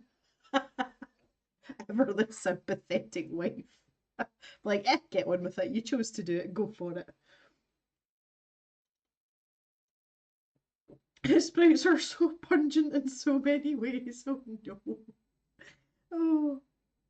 Someone, I can't remember, it was a long time ago, but I was at a party and someone had done sprouts in black pepper and sweet chili sauce. I think they did them in a slow cooker and it was amazing. But see, when you lifted the lid off the slow cooker, what a weird smell. Like, not a horrible smell, but just really strange, but they tasted amazing and they were so tender. The gas last year hit me like a freight train. Oh my god. I freaking love it. You guys are amazing. Right, okay. Let's grab the ink house. My copy's starting to look a little bit battered these days, but we're still going. It's well thumbed. It's well used. The gas. Oh, no. So yeah, this is where I'm at. This is for those of you that aren't usually around for stuff like this. The Ink House is my front to back project. I always have a colouring book that I start at the beginning and end at the end, and this is the one. So let me just roll my sleeves up. Oh, I've still got my wee pumpkins here. Look. Oh, leave them out for another day. Sprouts migrate around the dinner table to the matriarch's plate in this house. I have to say, we've told Mama Jem just to get on with it herself with her sprouts because nobody else really wants them. Right, so I've got my got the old trusty swatch book here as well, so I'm just going to put this off to the side a wee bit. I love a good sprout. So just to show you the kind of layout in here, these are the original Inktense set of 72. So that's them down to here. And then the colours that were added I've got on a separate doofery bob because that's just the way life goes. That annoys me slightly, but I'm over it. It's fine. So let's read this. The page before was talking about basically all the animals that are starting to come in because the resident of the ink house has left, so the animals are all kind of like coming in now. The highlight of the day by far is the rock and roll tea party. No detail is overlooked in preparation. Everyone must look their very best. Wardrobes are raided, hats of various styles are tried on, and sometimes one just isn't enough. So we've got a wee owly friend here who's looking quite dapper with all these feathers and things going on, which is quite ironic considering he's got lots of his own. But hey, so let's start here. There's quite a lot of things going on in this hat as well, and we've got a tassel. Well, everything's dapper if you've got a tassel. So I want to pick out, I think the first colour that's coming to mind is the saddle brown, which is this colour here. So I'm going to get that out in the gigantic case, which houses a lot of my Derwent pencils. Let's open this bad boy up. So sprouts of all the things. Right, okay. So, let me see. Let's grab the saddle brown. Now, I need to get myself a pencil sharpener. Got my little trusty Tegal here. I might just empty this out before we get going. Don't do it on the book, Gem. You know better. One day the Inktense and I will become better friends. I really hope so, Thea, because they do bring a lot of joy. They really do. Oh, come on now. I think Papa Gem's been using my sharpener while I've been away. Apparently Mama Gem gave him a row because he was in digging about everything in the cave because he was sleeping in here. Apparently he was having a good root around while I wasn't here, and Mama Gem told him to mind his beeswax. Quite funny. He did, the last shipment of the Christmas cards arrived while I was away, and Papa Gem opened the box because he wanted to see what was in them, and Mama Gem told him he wasn't allowed, but he was trying to steal Christmas cards. And Mama Gem had to explain to them that they were for a client. I couldn't just take them because they were counted. And apparently he was a little bit deflated about that. So as I said earlier, I've had to order more anyway, so I've ordered a couple of extra so that I can give one to Papa Gem just to have. Because apparently Mum asked him, what are you going to do with them? And he's like, I don't know, I just want them to have. And I was like, well, that's kind of nice, but weird. But Papa Gem, you know, I get my weirdness from somewhere. Maybe he wanted to stream for us. Do you know the thing is, he's really shy. That's the weird thing when it comes to stuff like this. He's really shy. I've got my normal water brushes here. Oh, Jock's on the move. Are you alright, this boy? Okay? Oh. Okay. Just moving locations. Were you stiff lying there? Yeah, that's because you wasn't in your bed, wasn't it? Yeah, when he lies on the floor, not in his bed, he gets quite stiff in his shoulders, and he's not figured that out at all. Yeah, so normal water brushes here that I always use. These are the Kuretake Zig H2O brushes. They come in a pack like this. You can buy them singly. We've got a wee tiny one, a middle-sized one, and a bigger one, and then there's like a flat one as well for covering bigger areas. So that's what we're going with. Oh, I was going to show you the Lego as well. I was just going to grab some rags, but I'll show you the little Lego set that's here. While I'm at it, might as well. The question is, where did I put it? Tucked it in somewhere. Yeah. Oh no, is this the right one? That is not the right one. Can't find the Lego.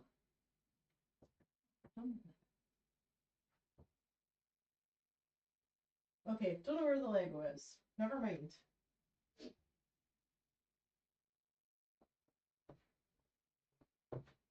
I think Papa Gem's been moving my Lego boxes about. I'll have to have a word with him about that.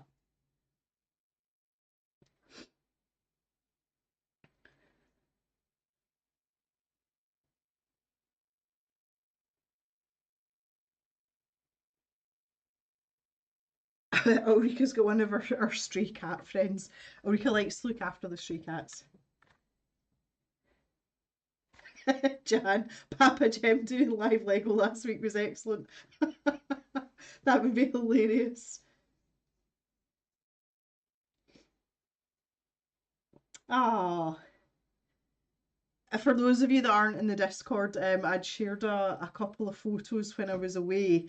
In Malta, there's actually a charity set up, and they basically have little cat villages that are outside, and people make donations to build like little shelters and provide food and blankets, and it's for the stray cats over the winter, so they've got somewhere to go because they see they are a nation of cat lovers, but there seems to be a lot of strays.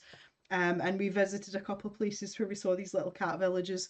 And it was absolutely adorable. And the first person I thought about was Ulrika because she likes to look after the strays. It's absolutely adorable.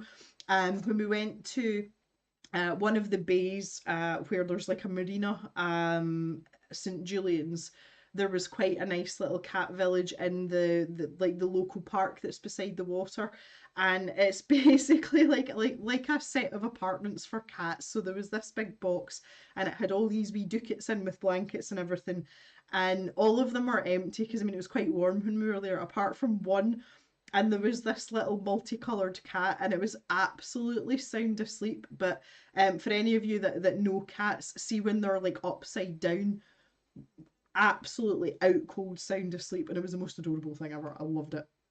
So so so cute, and I didn't have that. I like didn't want to disturb it because it was like very very peaceful, but I just thought it was absolutely lovely. So obviously we donated some money so that they can get some food. It's very cute, very very cute. And one of them had they had a scratching post, and they'd like attached this giant teddy bear, like this big stuffed bear, to it, and where it was holding on to the scratching post they'd like put like tie wraps around it to hold the bear to the scratching post, and it was all what we call pooky, like it was all like pulled and everything where the cats had been scratching on it. It was amazing. It's actually one of my favourite things. Right, so anywho's, I'm going to start with the saddle brown. I'll maybe zoom in a wee bitty because we're going to focus on where was little owly pal down the bottom here. Ooh. And I'm going to start on the outside here, and I've not sharpened this because I want to keep this quite soft.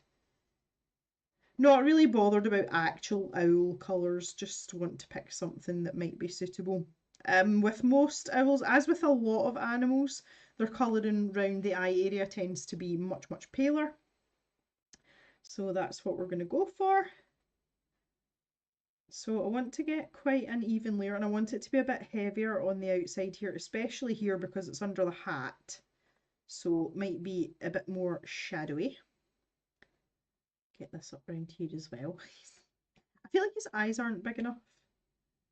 Also assuming he, don't know why, might be a lady owl. A lady owl, listen to me. Just add in a little bit more there. There's loads of hatch in here as well, so I'm not even that bothered about texture, but I tend to add in what I want with the strokes of my water brush too. Let's have a little bit around here. Now this owl is obviously turned and looking over its shoulder because this is the shoulder and the back of the body. Owls have a very good turning circle with their heads. So if this was the front of the owl, there would normally be a paler patch here, but we don't have that. So I'm just going to go in, get some of this down. I'm going easy around this area where I want it to change colour. Makes it sound, sound like a mood ring or something, just where the different colours and the feathers are going to be.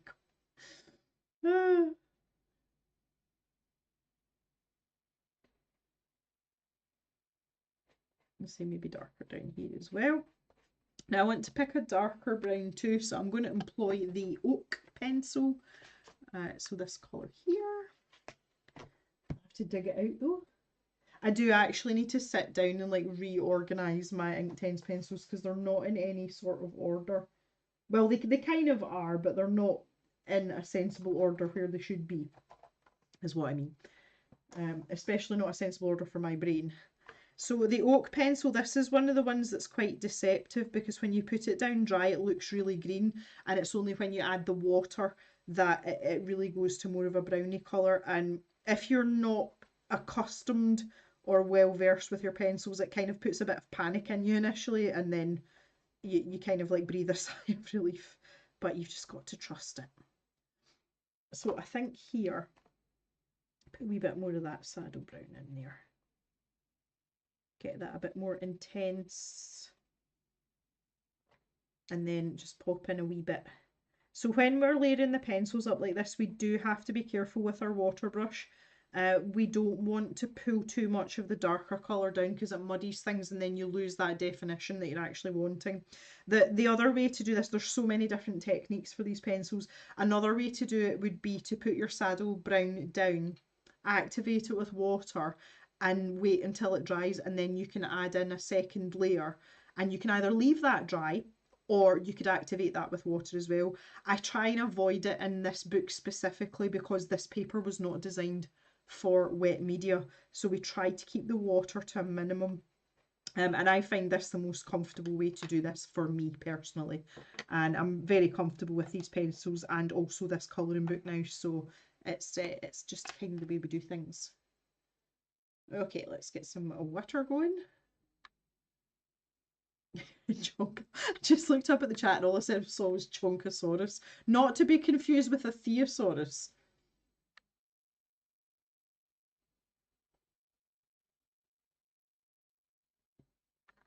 Jem's pencil's not in order. I know, isn't that weird?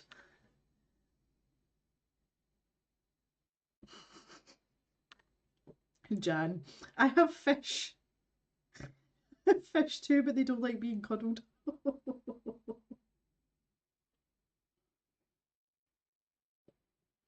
I say Mr. Jem was really happy to tickle the stingray at the aquarium.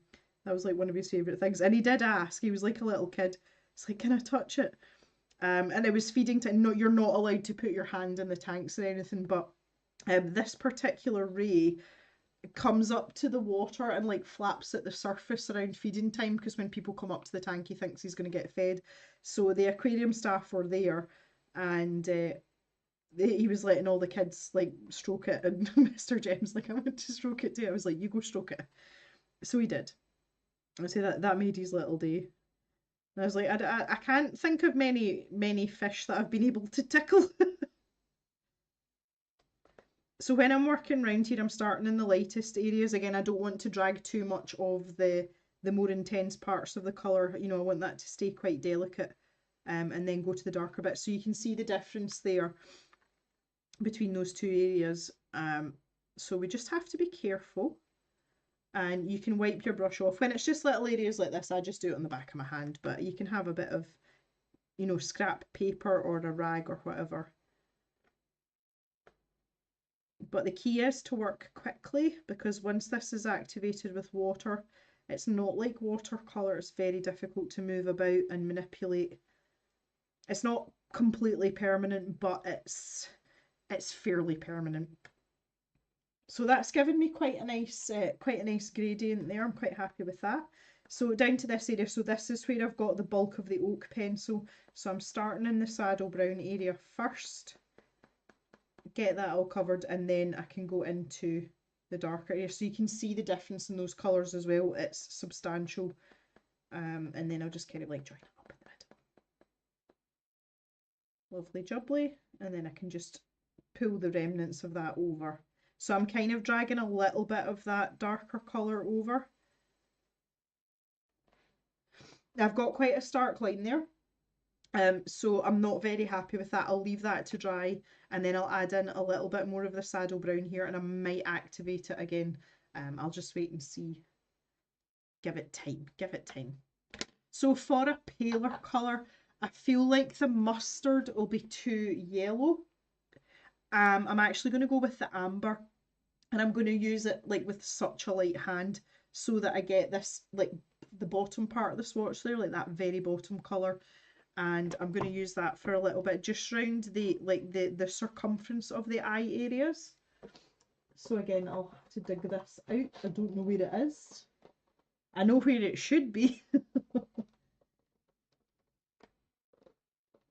Cadmium yellow. No, no, no, no, no.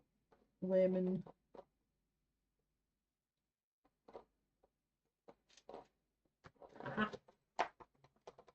surprisingly, it was where it was supposed to be, which is nice. And I've got a really nice pointy point on this as well, which I'm not mad about either. April says, I feel like Cuddle the Fish should be code for something.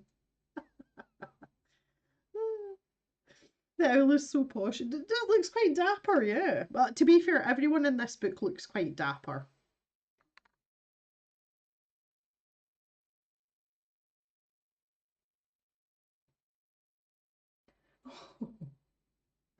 Katara's best friend used to have a goldfish that liked to cuddle. She would put her hand in, cupping it, and he would swim in and wiggle against her hand. Oh my god, that's amazing.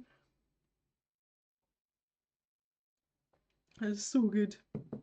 I also saw a video from the same person that sent me the parrot video, and it's a video of someone filming their mother who is out in the garden, and they've got one of these like little blow up paddling pools, you know, like the little kids' pools, they're only like this deep. And there's ducks splashing about in it, and this duck keeps getting out and waddling up to the mother, and she picks him up and throws him back towards the pool, and he kind of has like a little bit of a flap and lands in the pool. But once he's in, he gets back out and goes straight back over to her, so he basically wants thrown in the water. It's hilarious. And she's talking to him the whole time. I was like, oh, I need to wait until this is a little bit drier. While I'm waiting for that to dry, I'll pick out a colour. Excuse me one moment. I'm going to mute you for this because I need a cough.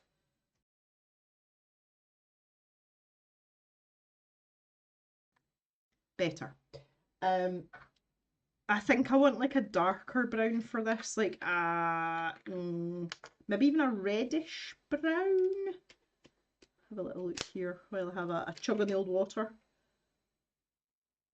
I'm thinking maybe dark chocolate or bark, which I'll show you in just a second.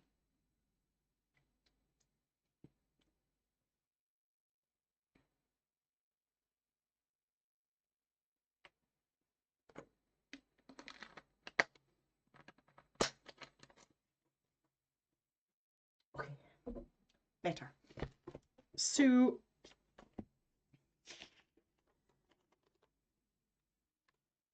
I'm thinking the dark chocolate colour for the body of the hat. Because I think we can get some nice contrast and some bright colours in the pins and brooches and things that are here. So that sounds like a fairly good idea. I really like doing this and not having a plan. Like it goes against everything, like every grain of my normal everyday being, but I think that's why I like it. Let's see.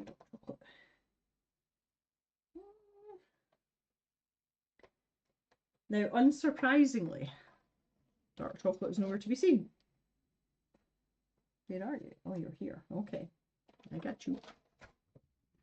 So I can start putting a wee layer down here.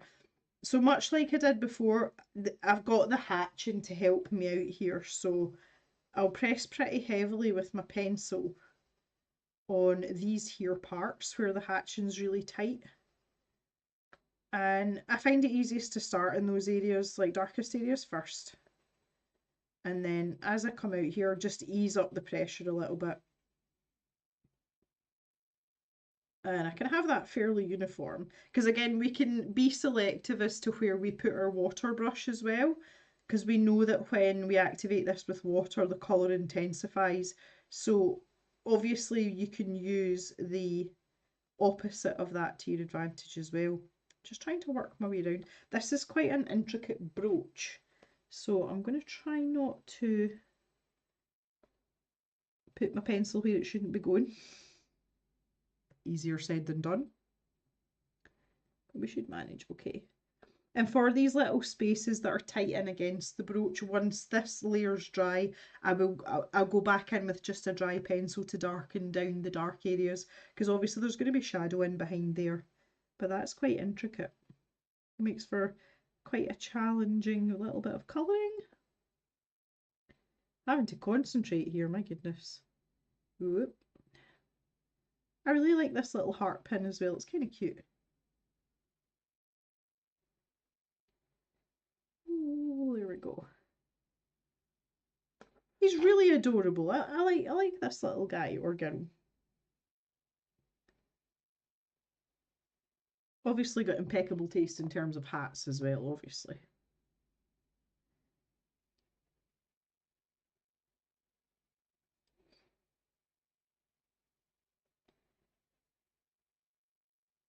So I'm just thinking about this, trying to break it down a little bit.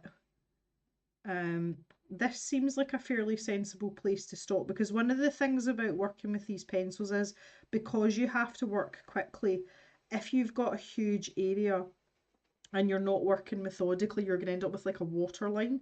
So I'm trying to avoid that as well. So in my mind while I'm doing this, I'm thinking, where am I starting with my water brush? And I think I'll probably jump from here and here. I'll start in here, pull that up, but then I'll jump up here and then kind of like bring that together and then move this way. Because by the time I get here, obviously that's I'm only going one route with the water brush, if that makes sense. It's like two pathways that join up and then you're into one. And then I can work my way down round here into the dark part, up round here, and that's obviously a natural stop because there's the line of the hat. And I can do this part here separately. I think that's something that's quite important if you're not as familiar with these pencils, is to kind of plan your roadmap a wee bit. Just because it takes the pressure off as well, and you're much more likely to get the result that you want without feeling kind of harassed about it or potentially making a mistake because you're rushing. But by the same token, we need to move at a fair tick to make sure that we get everything nice and smooth, if that's what you want. Sometimes that's not what you want, sometimes you want texture. But I really just want to get a base colour down for the hat. Right, that's dry enough now. So I'm going to grab that mustard pencil that I picked out. And again, you can see there's lines here. So this part around the eye I want to keep completely white. But this area here, we want a wee bit of something going on there. Oh, very cute. And down in at the beak, I'm going to press much harder. There you are. Lots of hatch in there. Nice. And I think this little bit here I'd like to leave white as well. I think that would be quite cute. Give us some nice contrast. Again, not too bothered about the direction of the pencil strokes here because you can augment that with your water brush. If you just want to go down higgledy-piggledy with your pencil, that's fine. But obviously then you need to pay attention when you're putting down your water so that you're going with the grain of the feathers. Yeah, little dude. I'm going to use a much smaller brush for this. Yeah, I think I'm going to go with the weeest one. The yellow one here. Okay, Mary. The child back for the week. Tell him we said hello, Mary, and enjoy the rest of your weekend.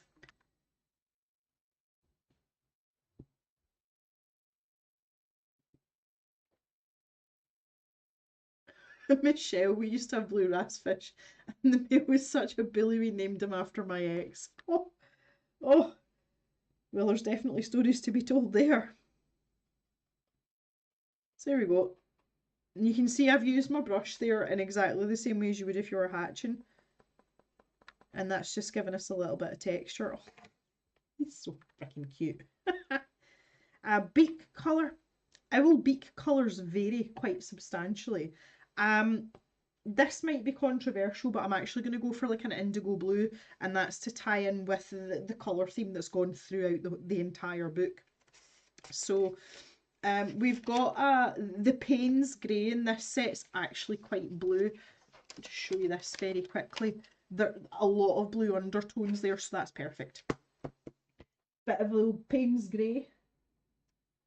Again, no idea where this pencil is, but we'll find it. Storm dust, no.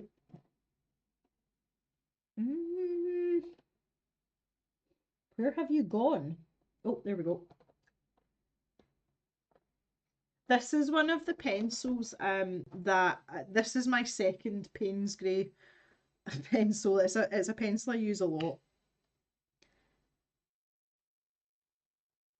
And I've replaced very few of my Inktense pencils, but this is one of them. So I'm just going to keep that dry. I'm not going to add any water to it because it will look really blue. But I just want to get a nice bit of contrast there as well. Oh yeah. Oh yeah. Right, so that leads me up to the hat now. Because we're covering a larger area, I'm actually going to jump between two water brushes here. I'm going to jump between the large round and the small round. I'm going to need it in these areas. So this is probably, in terms of activating these pencils, this is probably about as challenging as it's going to get. So starting off in that dark area there, just going to get that on the go and then start working up round. So I'm taking the excess off my brush because that was a really concentrated area, and I do want there to be a definitive line as to what's going on there. So I'm going to stop there, and then I'm going to grab this small brush really quickly and keep going because I have to get in all these little areas here. Try and keep it as smooth as possible.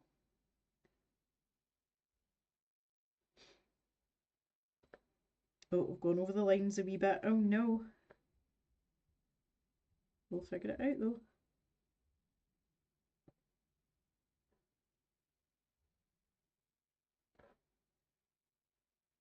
There we are. Concentrating a wee bit here. I can hear banging noises outside. I think there might be fireworks displays starting this weekend. In the UK, we celebrate Guy Fawkes Night, or Fireworks Night, or Bonfire Night. And it falls on a weekday, so I think there might be displays and things this weekend as well as next weekend. I'm assuming that's what I can hear. I shouldn't be able to hear anything else. Switching back to my big brush now. There should be no activity on the farm because Mr. Gem's not here. The gamekeepers have already been. So hopefully that's what I can hear. She says. I'm gonna bring that all down there. I think that was a good colour choice. And then eventually into this darkest area here. And I'm going to be really careful because this is quite intense. We'll get a nice line there. Just pull that out a little bit. That's better. So you can see it like working at a brisk pace. They are not frantic, but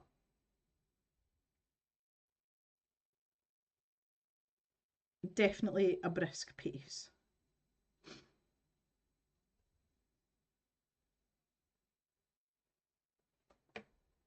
And that's quite a nice base layer we've got down now as well. And we've got enough of a difference between our owls so that they don't blend in together. Definitely fireworks. Definitely fireworks.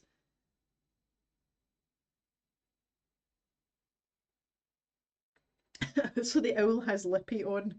I think that's his chin, Jan. Michelle got bit in the bum while swimming with tropical fish in Thailand. Oh, goodness me. I've been bitten on the bum by a pig, but never a fish.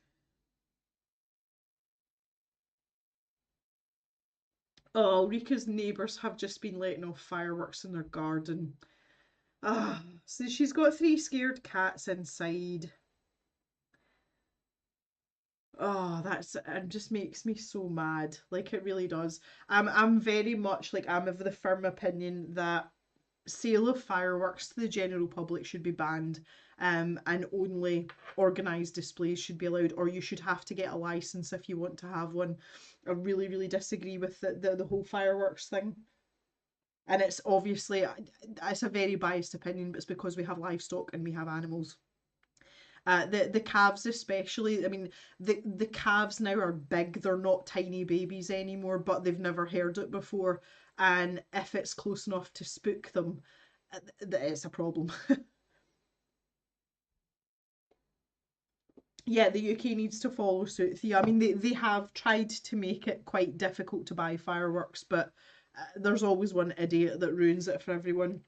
And every year you hear horror stories about people tying fireworks to animals' tails and all this kind of stuff. Like I've just got no patience for that kind of stuff. It's just absolutely ridiculous.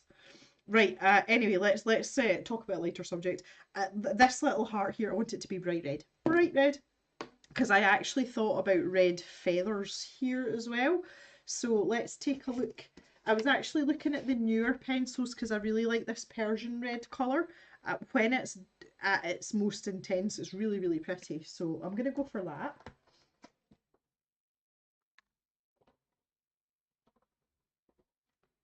Ooh, bright colours. It doesn't keep the idiots from buying stuff across the border. Yeah. Teenagers throwing fireworks in the town centre. Oh no. Oh.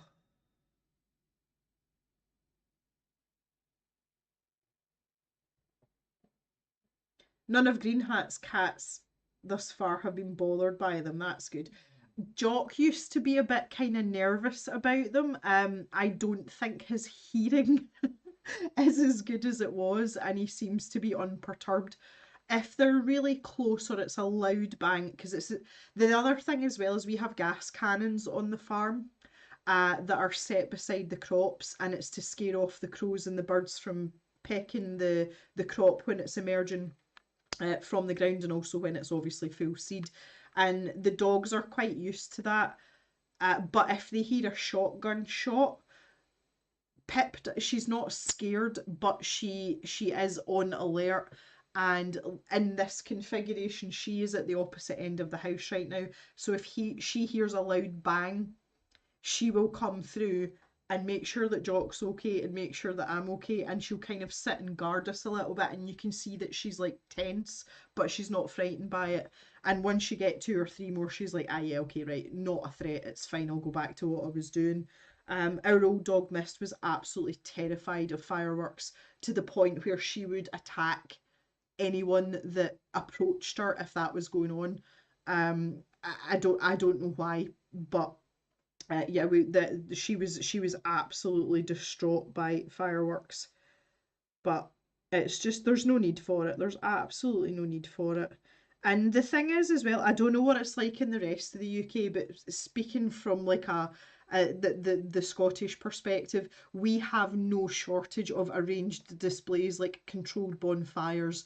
The fire brigade are present or they're in the vicinity, and they're really well organised. There's usually live music. You can get mulled wine, my favourite. And Mr. Jem and I go to a fireworks display every year. Um, and we try and support the local ones as well. And they're usually running, there's no entrance fee or anything, it's just like donation buckets for the council or whoever it is that's organised it. And we really enjoy a good fireworks display. But I just don't see the need to be selling fireworks to the general public. I don't think it's required in this day and age, especially. Sparklers in the garden, always up for a good sparkler. Oh, Rika had a waggy tail, an excited dog for fireworks. That's amazing.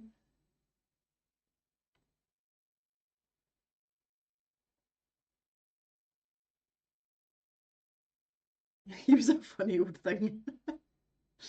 He's a funny onion. In Australia, fireworks are illegal without professional license. See, that's the way I think we should be going. Except in the Northern Territory, where they have Territory Day Night and can buy with an NT, a Northern Territory resident address. Okay, get you. Yep, okay. Sparklers are illegal in California. Oh, I'm sad for you, Katara.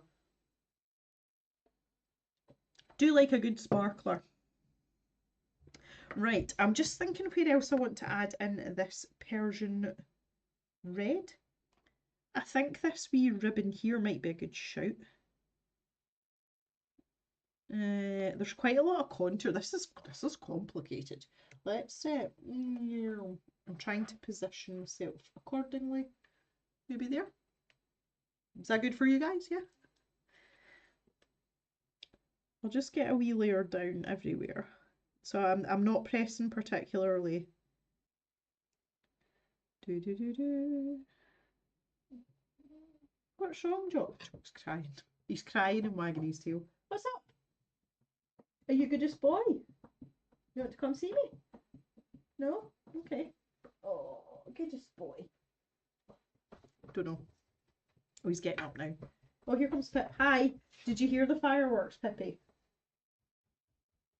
And she's gone. Pip, are you okay? Jock's fine. He's okay. Yes, he's absolutely fine. Thanks for checking on us.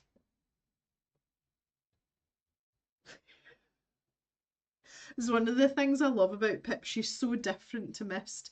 Pip is very independent, like she does her own thing. But I love the fact that she still comes and checks to make sure everyone's okay.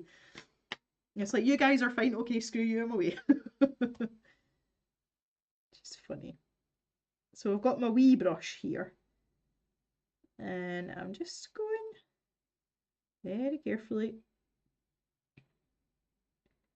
I was about to say steady hand. As steady as my hand can be is what I mean. We're doing okay because the house is really warm, though my hand seems to be not too bad at all. I did throw a spoon across the restaurant when I was on holiday. That was fun. Everybody looked at me.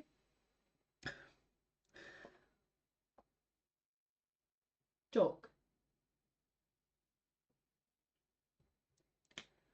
Right, okay. I kind of like that paler as well. I'm going to let that dry. I might put in a little bit of dry pencil just where the knots are, you know, to give a bit of dimension, but I think I want to leave that as it is. Up here with these large feathers, I want to get a really nice fade from this red colour to white. So I need to avoid the spine of the feathers though. So I think we might just have to go a feather at a time here. So I'm going to start quite heavy. That's a separate feather. Oh, that's cheeky. Oh, sneaky, sneaky, cheeky, cheeky. So let's start with this little bit in behind here. So you can see how little pencil I've put down there. And if I get my smallest brush, start from the lightest side. And then work into that darkest area so you can preserve the white bits essentially. It's always good when you preserve your white bits. Oh, so many jokes. So many jokes.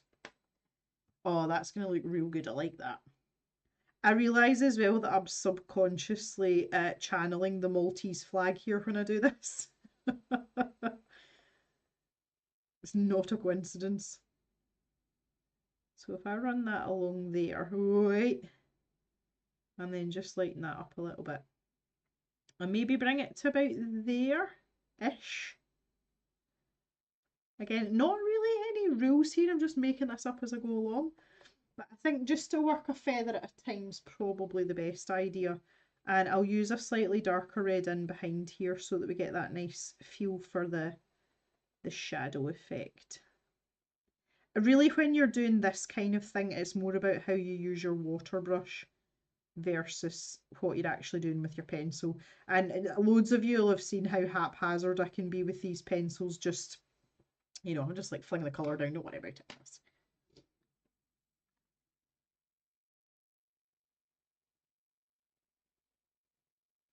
That little L was quite dapper, yes.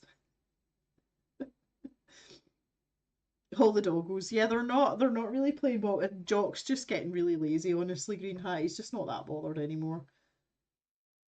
At least it was only a spoon and not a knife, yeah. Hi Nye, how you doing? Yeah, I only announced it last night. I got back yesterday, and I was just waiting to see how I was going to be and what kind of state the place was in. So yeah, glad you could join us. Michelle's got a kelpie lying on her foot, a lower leg. Give me a dead leg. He's aging. He's become stage 4 clinger, and learnt the nickname of Barney Barnacle. Oh, that's hilarious. Not the best week now. Oh, I'm sorry to hear that. You're doing better now. Good. And it's going to be so much better because you're here. And we've talked about Brussels sprouts and cuddling fish and trying to get bras. And what else have we talked about, guys? Other food. We've talked about that too. So you're going to have a great time now that you're here. Okay, so this particular feather, again, just as I was talking about there, start at the lightest parts. constantly take off the excess so that we're not pushing about too much colour. As I say, I want to keep a little bit of white. There we go, good stuff. And then the same on this side here. So I'm working from the top of the feather down.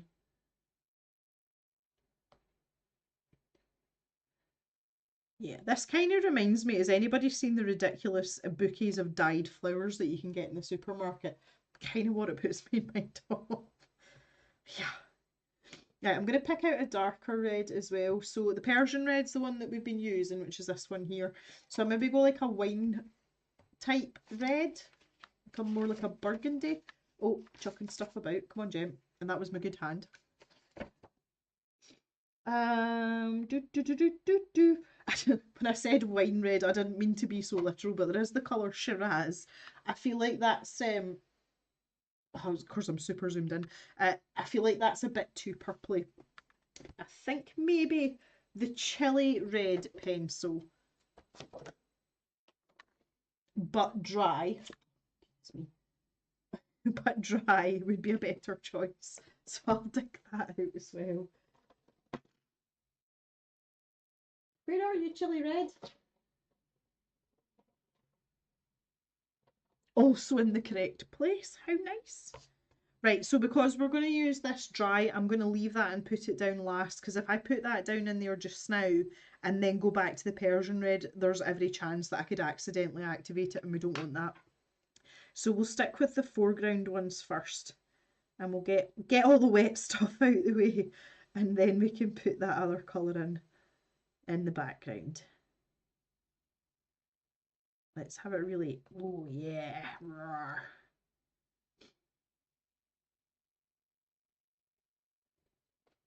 Nice. Happy with that. Really good.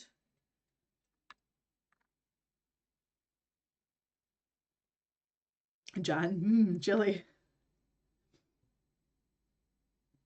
Yeah, we've got no time scale tonight now. Mr. Jem's away on a shooting weekend. I only got back yesterday, and my dogs are well serviced, well looked after.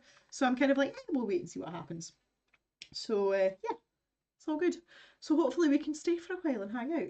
I just need to make sure I keep my my throat liquid here. I can feel myself kind of like stuffing up a little bit. But I mean, I haven't coughed at all. And see, that's the main thing. Mr. Jem sounds as if like he's literally going to cough his lungs up. It's disgusting. It's really loud and it sounds really painful. I have not been affected by the same affliction. Just get some more water down me just now, though.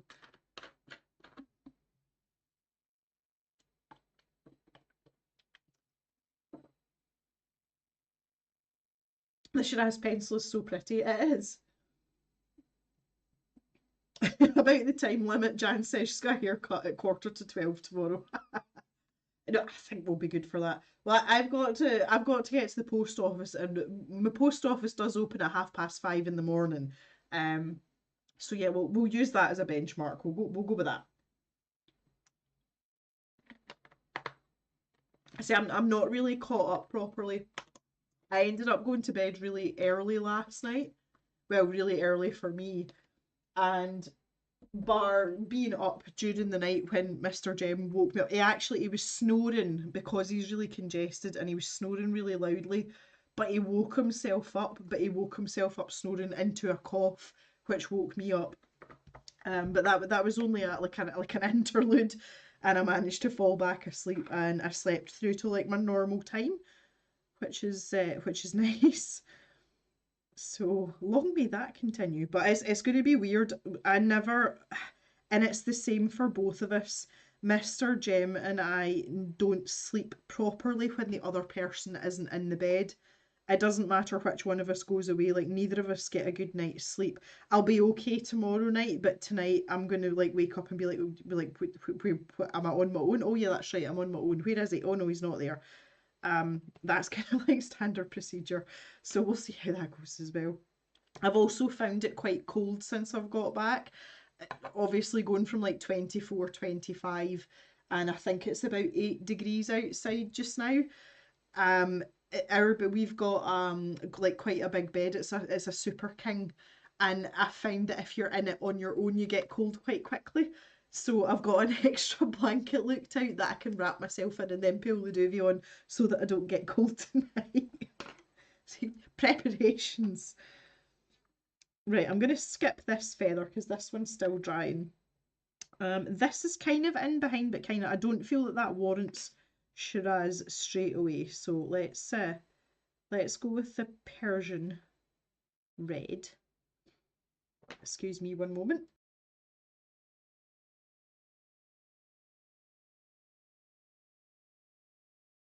Thought I felt a sneeze coming on there, but no, false alarm. And I'm going to bring that quite far up, I think. Yeah, let's be adventurous. Let's do it. Okay. And we can work on this one. So I'm going to lift a little bit of that and just pop it up there. So stolen a little bit of colour there, but just a wee bit. And then when we get down in here, this is where it gets fun. Wow. Look how nice and vibrant and juicy that colour is. Yes, yes, yes.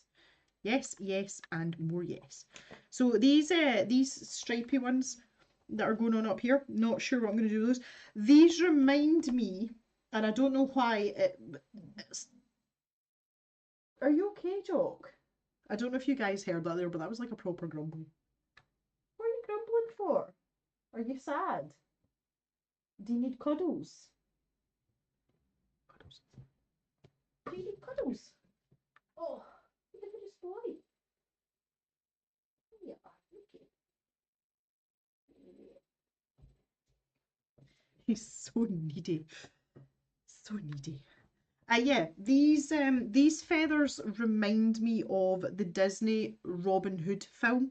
And I don't know whether it's because a lot of the characters have got hats with feathers in, but that my mind takes me there. I don't know if that's weird or not. Probably is, but that's what it made me think about. Great film, by the way, if you haven't seen it. Love all the proper, like, old school Disney films. Absolute favourites. Right, let's get this one on the go. Just the same as before.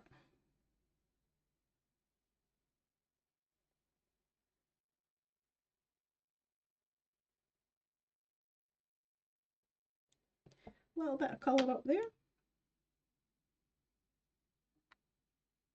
I think Monsieur Jacques might need a bathroom break. I think that's why he's starting to squeak. He's sat up now. He's still in his bed, but he's sat up. I'll see if he continues to squeak and we'll take it from there. So that's something about Jock that's been quite interesting. He's got much more vocal as he's gotten older. Collies by nature are quite vocal dogs, but we have never had a peep out of Jock. Unless he's herding sheep when he was working, especially with the tups, so the big boy sheep, if they didn't do what he wanted, he used to bark at them. But other than that, like literally not a sound out of him. And now he's become very, very vocal. So I don't know whether he's taken cues from Pip or whether it's just because he's gotten older, but he makes noise all the time now. I'm not really sure what he's doing. I'll just need to keep observing.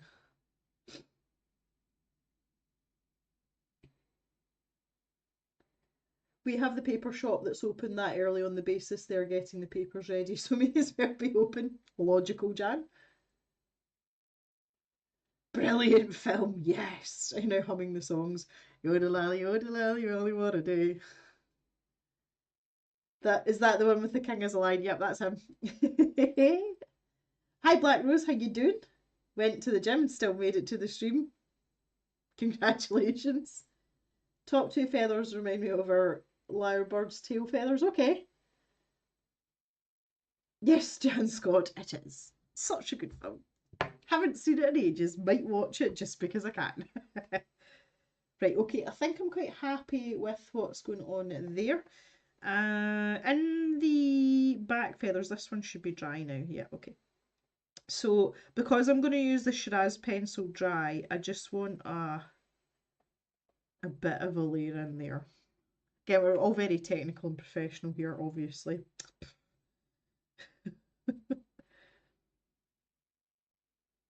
I got talking to a very nice couple when I was on holiday. The one day that we lounged by the pool, we realised after a time we were in these sort of cabanas, you know, that are they're kind of covered over, but it's basically like a double bed in sunbed form, and it was right by the pool.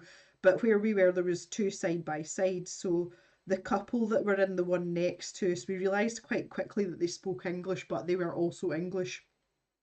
So later on in the afternoon, the gentleman had disappeared, and the lady got up and she said, "Excuse me, would you mind watching uh, our things? You know, I'm just going to go to the bathroom, etc." And I was like, "Yeah, yeah, of course, cool."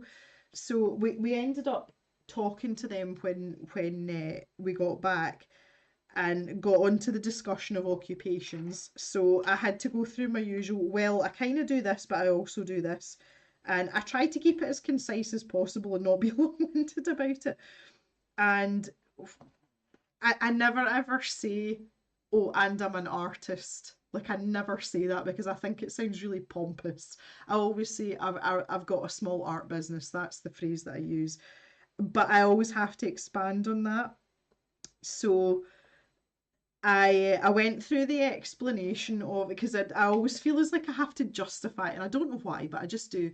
And you know, I gave her the explanation that you know, what we do is very relaxed and it's about being inclusive and art being accessible to everyone, and the fact that it's a really good mental health tool, that kind of thing.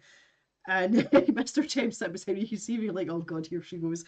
Um, but it's something that I always feel as if I have to explain, but she really, really liked it. And she's like, "What's your Instagram?" So we've ended up with another Instagram follower.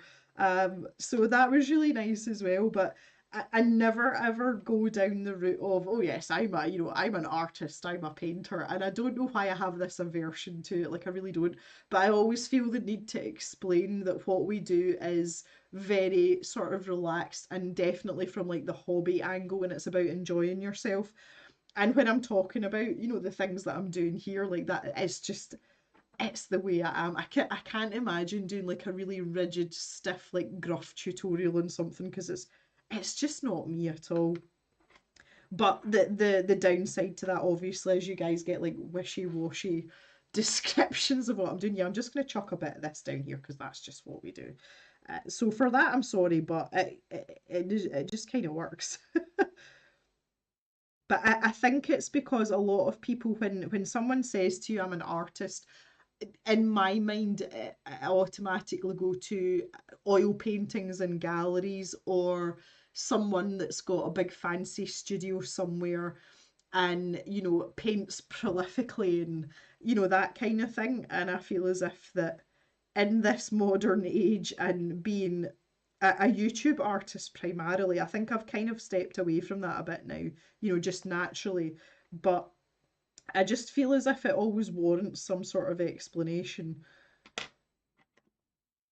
But I like explaining the fact that, you know, I do what I do for a reason and there's intent behind it, and the intent was never to be some sort of, you know, highbrow, high flying artist. It was always to just share what I'm doing and be very transparent and show the difficult parts and the good parts and show that anyone can participate and enjoy it, and you don't have to be you know, a gallery selling artist kind of thing. And I still feel that that's quite important because I was thinking about it. Like I started the channel 6 years ago, 6 and a bit years ago, and the shop's been running since like 2021. So 3 years, might have been 2020, maybe even 4 years. And and I mean that all of us because you're always all here with me. It's progressed very organically, naturally. I've never had to push for anything, or and I really like where we sit in things. And I'm not at all ashamed about the fact that I'm not a, you know, a fine arts purveyor or this wonderfully you know, erudite teacher. It's not like that at all. And I really enjoy the format that we do it in, but I just feel like people have a preconceived notion of what I do when I say that, especially when you say you've got a YouTube channel. Like people have a stereotype. And I like to just make sure that's pushed out the way a wee bit. I think that's important too.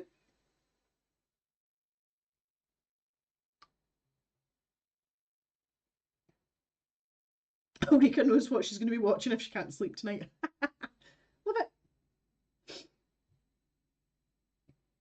it. Jan might have to resurrect her Disney Channel membership. Oh, that's amazing. Honestly, tutorials are not always the best answer, especially the very rigid ones. I'd rather someone showed me how they do it, what works for them, try it and see if I can work with it. Okay, that's fair. Ulrika likes to see the process and adapt it. Okay.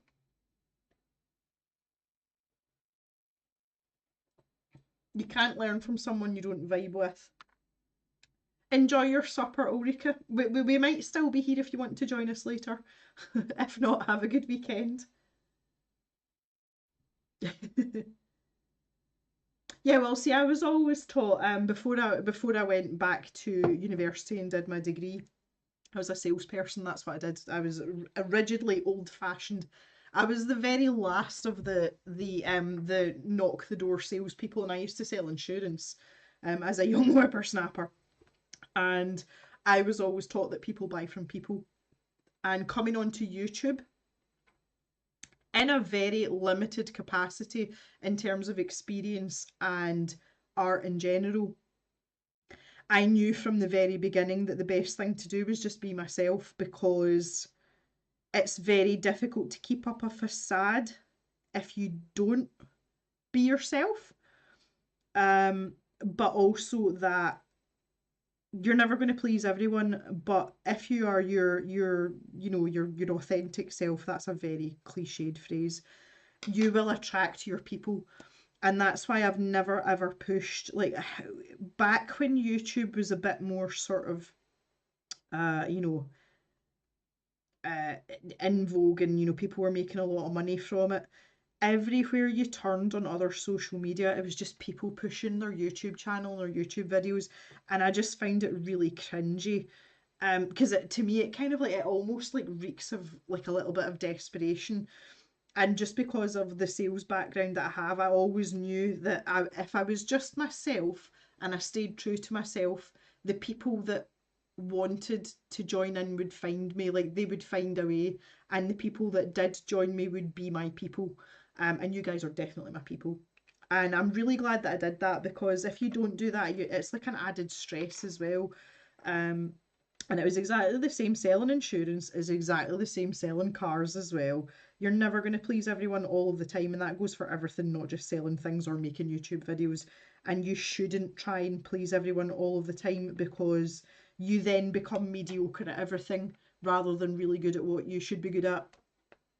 And in my later, more wise years now, maybe, I don't know about wise, that's probably a bit strong, but it served me well.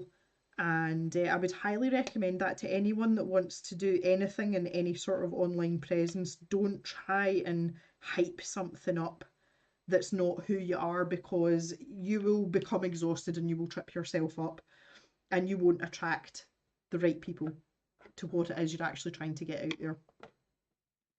And it's nice to be able to say that now after a substantial amount of time on YouTube. And if I had to go back and start again and do it all again, I would do exactly the same.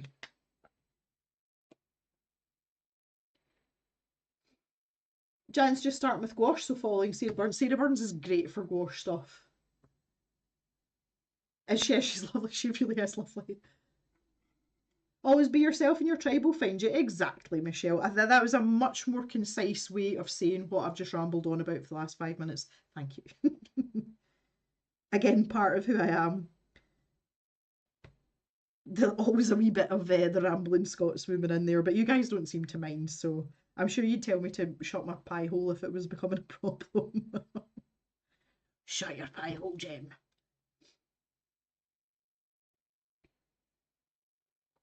There are lots of YouTube channels I once liked, but now don't really watch anymore, because they're now just about making money instead of making art. Yeah. To be honest, I agree with you, but I think that era is gone. The ability to make a lot of money on YouTube, that time has passed. And I think now that you'll find the newer channels that are popping up, and the ones that are still surviving, are there because they want to be rather than trying to make money. And as you say, the ones that are just there to make money, they kind of stick out like a sore thumb now. It's all very clickbaity and uh, you know the sort of just the sort of following the trends rather than the subject of what their channel's supposed to be about. Uh, Definitely. I feel like the shorts are the same way though. Like I'm really not into shorts. I am much more, again, because I'm a rambler, the short form videos don't suit what I do. They don't suit my art style. They don't suit my personality. And every now and then I'll pop out a very edited TikTok or not even a YouTube short because they're only 60 seconds. I can't fit anything I need to say into 60 seconds, let's be realistic. But I do it every now and then, and it's actually a lot more work than is worthwhile. But again, that's just me. But I don't do what I'm doing to make money. And I've always said this, like, now things have evolved. To begin with, I just thought if there was maybe like, well, originally I was like, if there's 100 people that would like to watch my videos regularly and they get something from it, then I'll get something from it too, and everything will be cool. Um, and I've always kind of felt that way about it. But now, obviously, things have moved on, things have evolved, and basically, I'm like, as long as the cave pays for itself, then and I'm having a good time, then that's kind of all that matters. And that's why I'm really enjoying doing lives now because before I used to find it quite stressful. I still find it tiring. But I used to find it stressful and I don't anymore. I enjoy this time because we've got this group. You guys are kind of like my regulars in the pub, you know? Um, and it's a very enjoyable way to spend time. I learn things from you guys all the time. Hopefully you learn something from me and or get a wee bit of entertainment, and that's what it's about for me. So as long as the cave can pay its bills, then that's fine because obviously I've got a proper job as well, and that's if I want to make money, that's where I go, let's face it. So it depends on circumstance though, but I feel that the YouTube landscape has changed so much now, and there's less of the sort of money grabbing because it's just not the same anymore. Very clickbaity.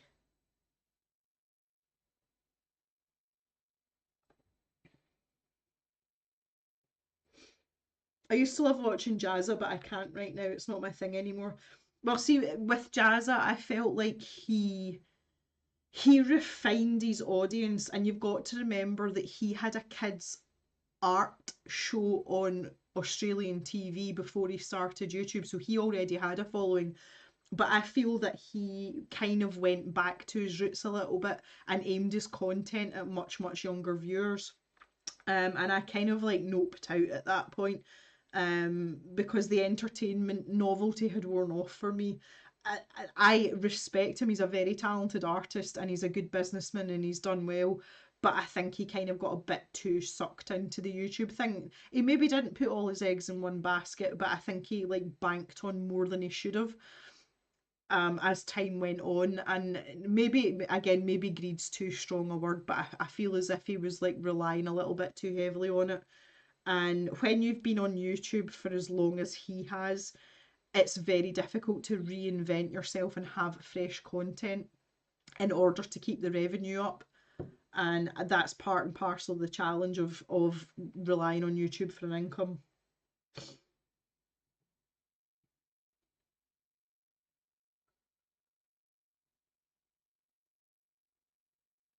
Regulars, look, I don't like to mention it, but sure, round Gem. Well, funny you should mention that, Jan. I'm happy for it to be my round because this here is a litre of Jack Daniels. Now, I'm sure Jan, you in particular, are familiar with the retail price of a litre of Jack Daniels.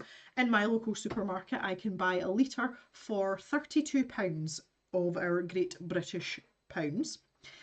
I got that bottle plus another one on the plane on the way back from Malta, and I paid 30 don't want to lie, £36 for both. So as long as you're drinking Jack Daniels, yes, it's my round, and I will pour you a large one.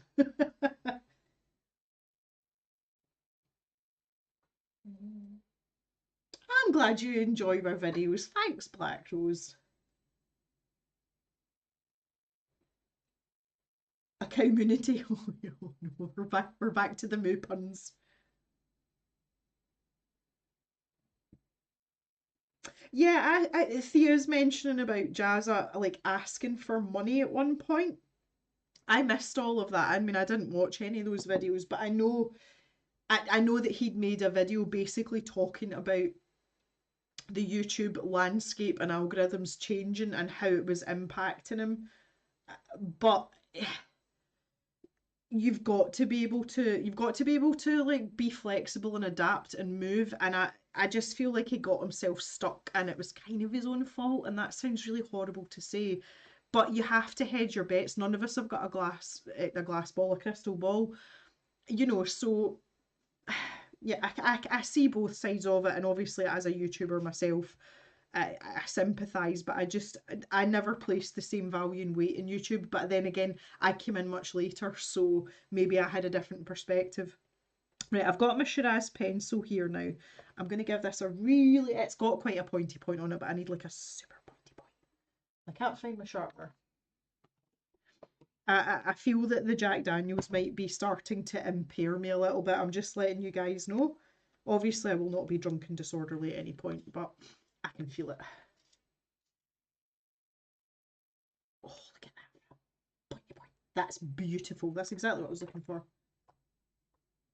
Jan's on her way. Oh, it's just a quick scoot up the A1. You'll be fine. I'll see you in a wee while. Not just at one point, Jem. Multiple times he cried on video because he needed money. He can't build a damn building for his dream studio and then cry on YouTube. People get social security money and give him some of it because they love him so much. Ah, right, okay, right now. I can see you're getting quite passionate about this and I understand what you're saying.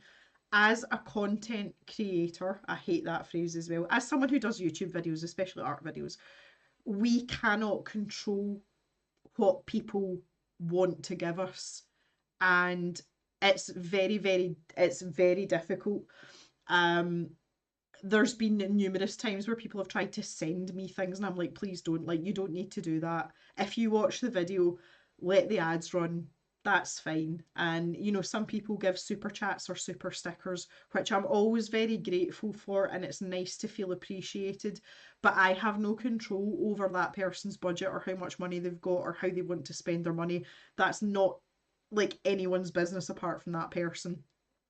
Um, so you can't get mad about that stuff because if you put yourself out there and you are that person to somebody, I have had some absolutely like amazing emails from people that have been very unwell and have said to me that my videos have helped them through things and they like the fact they've got somewhere to go if they're not good and it makes them feel better. See stuff like that overrides any monetary value at all.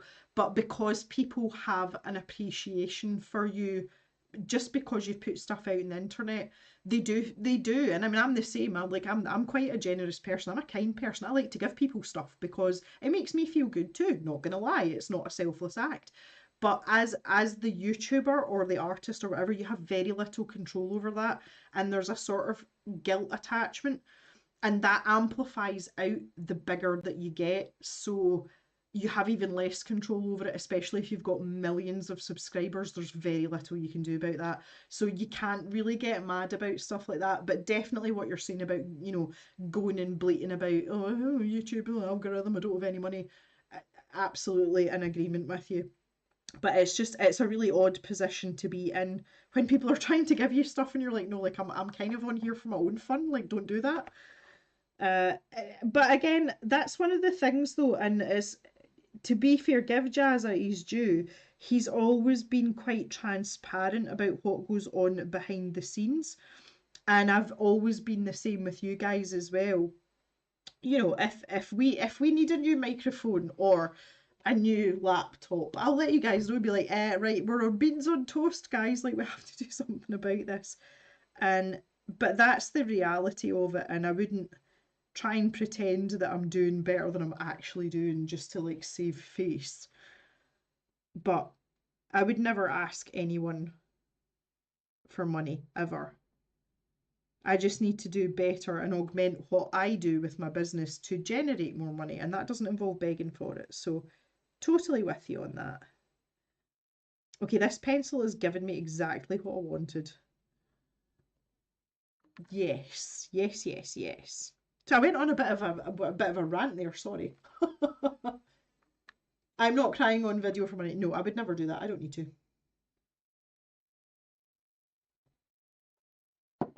The thing is as well though, I have been quite emotional at points, but just not about money. I tend to save the emotions for other things. But I've never ever used that as leverage to generate funds.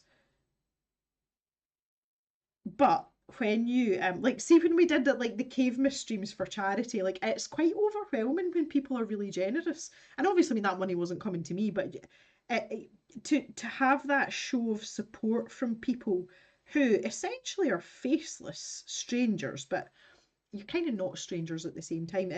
You know, if you've got any sort of like moral compass or heart, it is going to affect you. You're going to feel a way about it. Um, but if it were me, if I was in Jazz's position, I'm just playing devil's advocate here.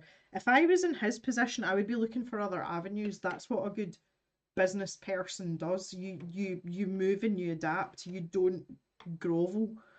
Um, I don't have any desire to go back and find these videos you're talking about, but I find it quite distasteful to be honest. But again, that's another reason why you just never know how things are going to go. And I've been asked, it's probably one of the most asked questions like over the history of the cave is, oh, would you never do YouTube full time or would you never be an artist full time? The answer is no. And there's two reasons for that. Number one is because we've established that I might be a bit neurospicy. I get bored really easily, and anything that I have to do repetitively makes me not want to do it. It's like task avoidance. Um, but also because of that boredom, I like to jump between things because it keeps me busy, it keeps me occupied, and it keeps me stimulated, and it also keeps me motivated. But also, having a business head on me, never put all your eggs in one basket because you just never know what's going to happen, like pandemics or Brexit. So, you know, maybe that was bad choices, but he has a management team as well. He's not just one guy on his own.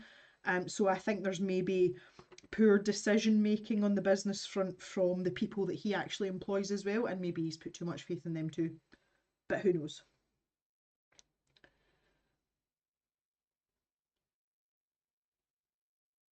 Black Rose thinks he just bit off more than he could chew, like years and years ago, and then went on biting off even more. I need a new spicy sticker. It's salty. His wife is his manager. Now, see, there we go. Right, that's a really, really good point. And that kind of reinforces what I'm saying.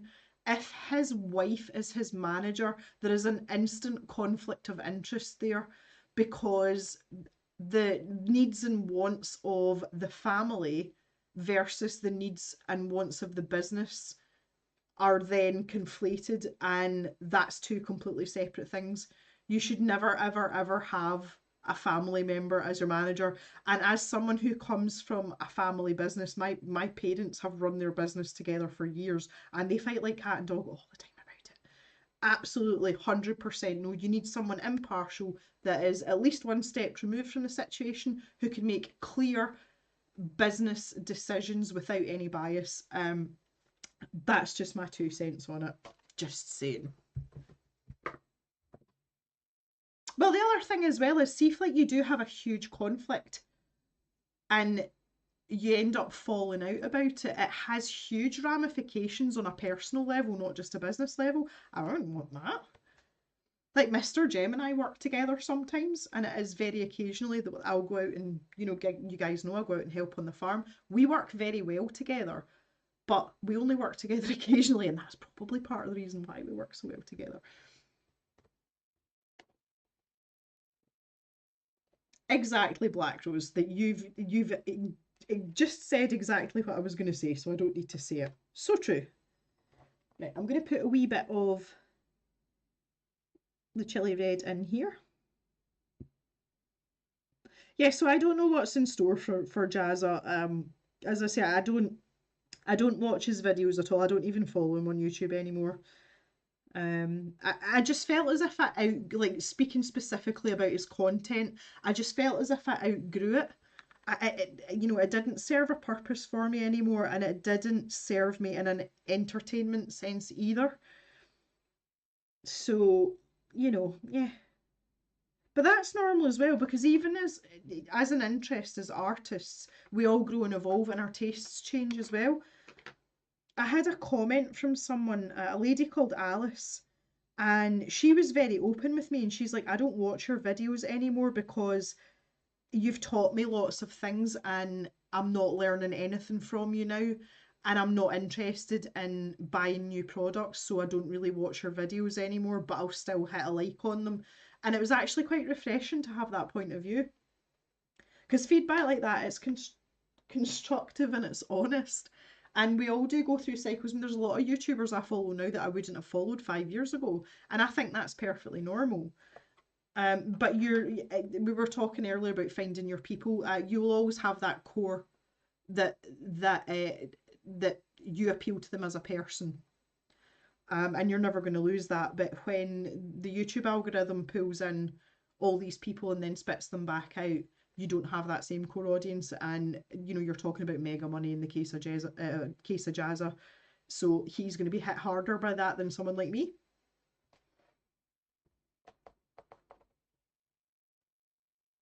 Oh, Michelle, I saw a video out of his home and family holiday trips, then heard the crying for money, and then had a negative opinion about it. And I think that's perfectly justified, Michelle.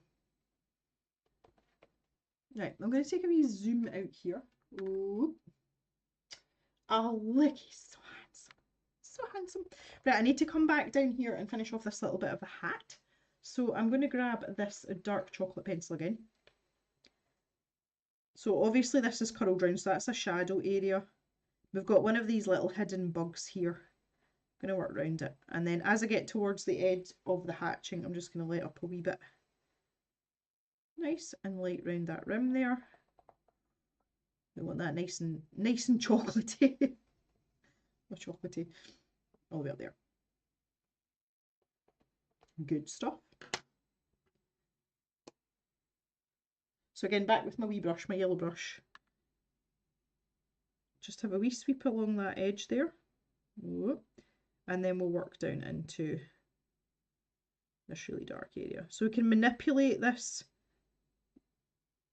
really thick pencil that we've got. You've got room to move that about, and you can kind of play about with that a wee bit. See if you can get something that you like. So be brave with it. Yeah, look at that for a nice fold. Lovely jubbly. Right, I'm going to grab the gold pencil. It's been winking at me. The swatch, not the pencil, the swatch has been winking at me. This gold colour, and I'm going to use that for the tassel down here. Now, I think this is, I remember this pencil being tucked away somewhere. Yeah, it's way at the back. Am I wiping my brush in my hand? Yes, I am. Can you see the marks?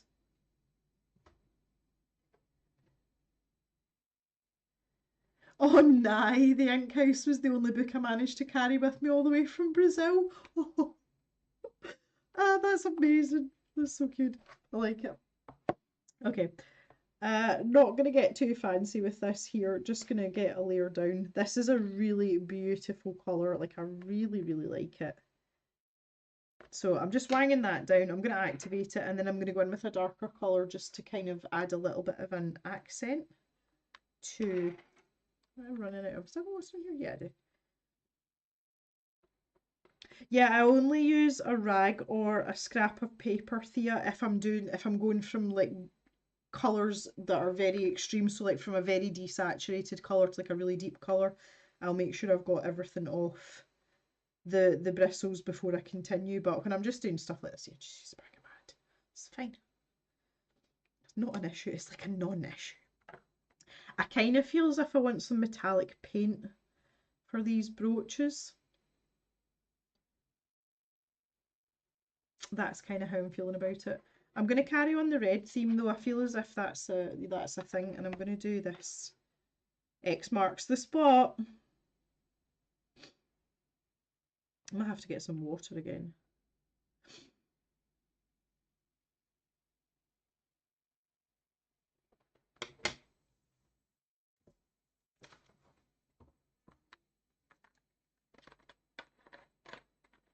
Julia K paint time.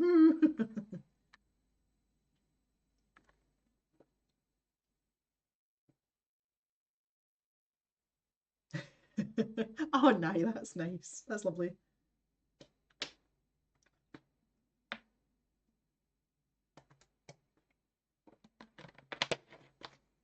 Okay, that's better. Right, Jock's shuffling about here. He's starting to get a bit antsy, so I think it might be time for a wee break for Jock. That'll give my tasseling things time to dry as well. We're getting on pretty well though. I think we're doing okay here. We're moving along nicely. I will on my way back, I will grab some of Julia's metallic paints, I think, and we'll maybe do something with this brooch here. My watercolour brushes are just up there, so that shouldn't be too much of a hassle. And I'm going to go and see if I can find the Christmas Lego as well. I don't know where Papa James put it, but if I find it, I'll bring that with me too. Don't know what you're going to talk about this time because you've already talked about food, but I shall leave you all to your own devices, and I'll be back just shortly while I sort out my geriatric dog.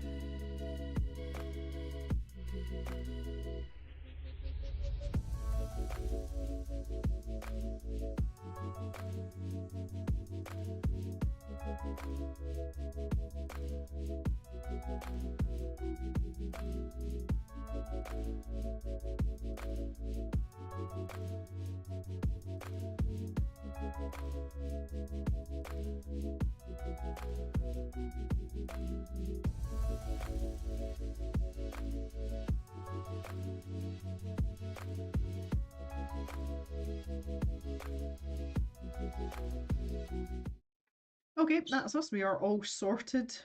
Both of my canines have relieved themselves, you'll be glad to know. I'm sure that's information that you really need. I have also decided that I'm now capping myself. This will be my last Jack Daniels. I'm starting to feel it a wee bit, but I've also got to drive in the morning, so we need to be sensible. Hi, Jock. Is that better now? Are you happy, boy? He's come for a wee pet. You want to come up? Oh, you don't know, you're just the best boy. Oh, you're the best boy. Hi, Pippi. So jealous. We're so jealous. We're so jealous. Do you say hi to everyone? Yeah, you don't care, do you? Don't care if you're live streaming. It's not important. He's the goodest boy. He really is. Mama Jem was saying he was incredibly well behaved while we were away as well. He just kind of like plodded about after, followed her about, which is what he does with me, so that tracks. Right, so let's pop a wee bit of water in here. I feel like that might need a bit of something something. Totally forgot about Julia's paints. I was supposed to be doing that while I was up, wasn't I? Right, okay, let me go grab it. Running out of space here again. Right, like what have we got?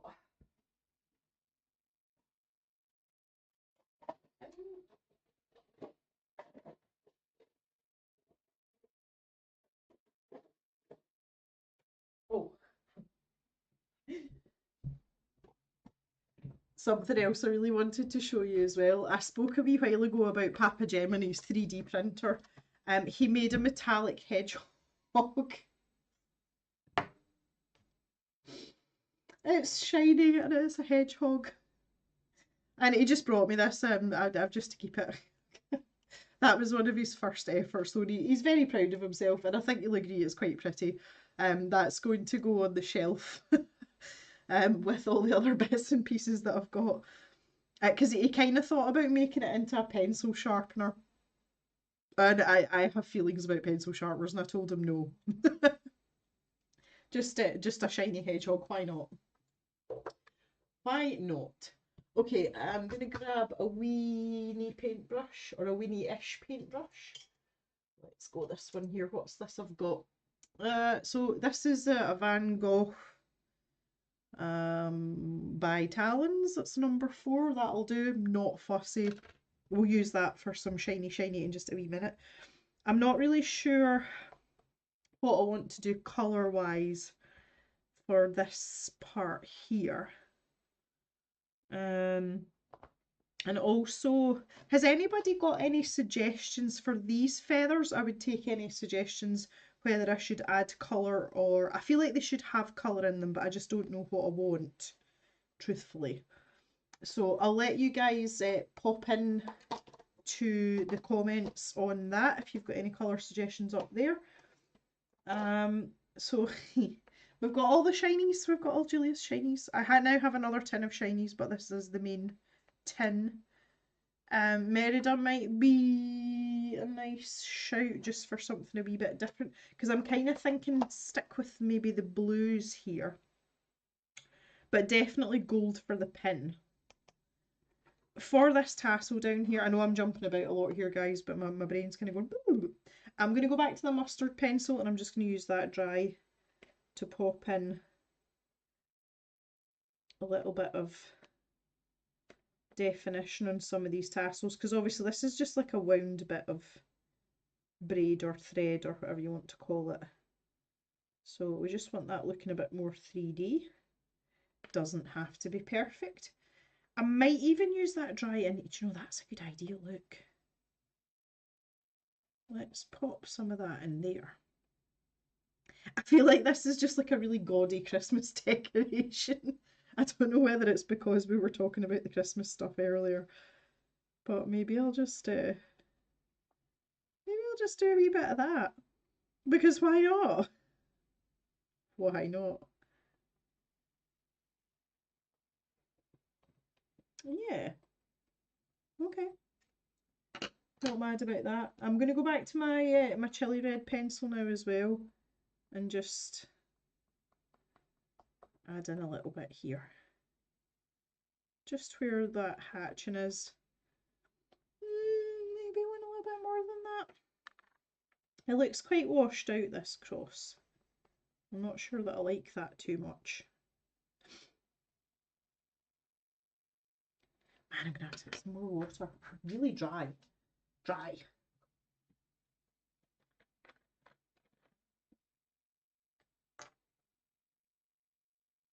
Hello, Susie R. How are you? Haven't seen you for a wee while. Haha, nice to see you. Thea thinks a light brown for the long feathers. I feel as if I've got quite a lot of brown. You might be right though.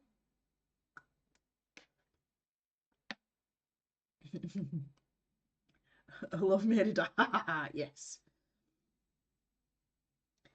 You missed the Christmas chat. Yeah, you're going to have to go back to the beginning for that one.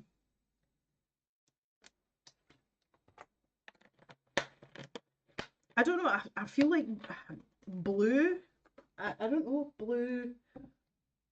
Blue might be wrong. Not entirely sure. Right, I think I should crack out some gold paint though. For the non-jewel parts, also for round here as well. And I feel like gold might work round here. Might be an idea. Right, I've got to get my water out as well. So I've got my wee trusty glass jar here, and then I've got my jar of water that's always present with the lid on so it doesn't get pippy hair in it, because that's the thing. Pop a wee bit of that in there just to clean my brush off in. I've got plenty of rags, so I'm all set for that. Purple for the long feathers. Oh, Jan, that's spicy. Purple. Maybe. So for the gold colour, I'm going to jump in with Lucia, because that ties in quite nicely with what we've got going on down here. So we want it quite concentrated, so I'm not going to spray it. Normally I would spray these to activate the metallic element, but I want it to be quite concentrated, so just going in there with a damp brush. Maybe need a wee bit more than that. Get some nice thick concentrated colour going. Now this is where we don't speak and we don't breathe. Just pop that in there. These are teeny tiny spaces. And I've spoken about this before, don't be shy with this. If you do go over the lines, you can go back in with a black fine liner and you can put the liner back in the picture. But obviously we want to try to keep in the lines as best we can. No, we don't want to deliberately make a mess of it. Oh, oh, oh, oh. That was so lucky. That was so lucky. I've now got gold paint on the desk. Oh, hand, how dare you? Don't fail me now. This is crucial. It wasn't quite as bad as the spoon incident on holiday, but you know.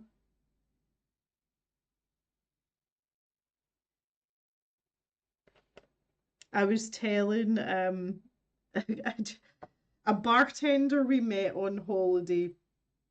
We went to the North Island of Malta called Gozo, and it has a lot of very heavy Italian influence because Malta's just off the tip of Sicily. And when we went into this bar, I clocked fairly quickly that the barman was Italian because he was listening to an Italian radio station and there was no one else in the bar. So we had a drink, but we ended up going back into the same bar a bit later on. And we got chatting to this gentleman and obviously revealed my Italian lineage. So we had a really good time with him, we had a really good chat with him. And he was in the military and he had a substantial hand injury and it was noticeable on his hand. Like when he pointed out his hand, I was like, oh yeah, like I know all about this. So we got into like the sympathetic hand conversations and his hand spasms but in the way, and I was explaining to him that mine goes out the way. So we had a really good conversation about funny things that have happened when our hands have spasmed. It's always nice to meet a fellow hand issue and to be able to see the funny side of it. So I was telling him about painting and doing YouTube videos, and he thought that was absolutely hilarious. Incredibly good fun.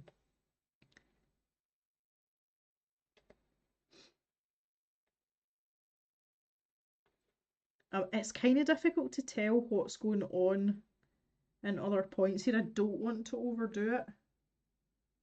I think I might just leave that at that. It has such a fine space. Like, I think I'm being kind of nitpicky now, honestly, but I want it to be right. So round this edge here, I think I'm going to put down a little bit of the concentrated paint. Like so. And then I'm just going to take everything off the brush and then just spread it out. So we have the advantage here, unlike with the Inktense pencils, we can manipulate this and move it about, and we can go back in and re-wet it if it's not what we want.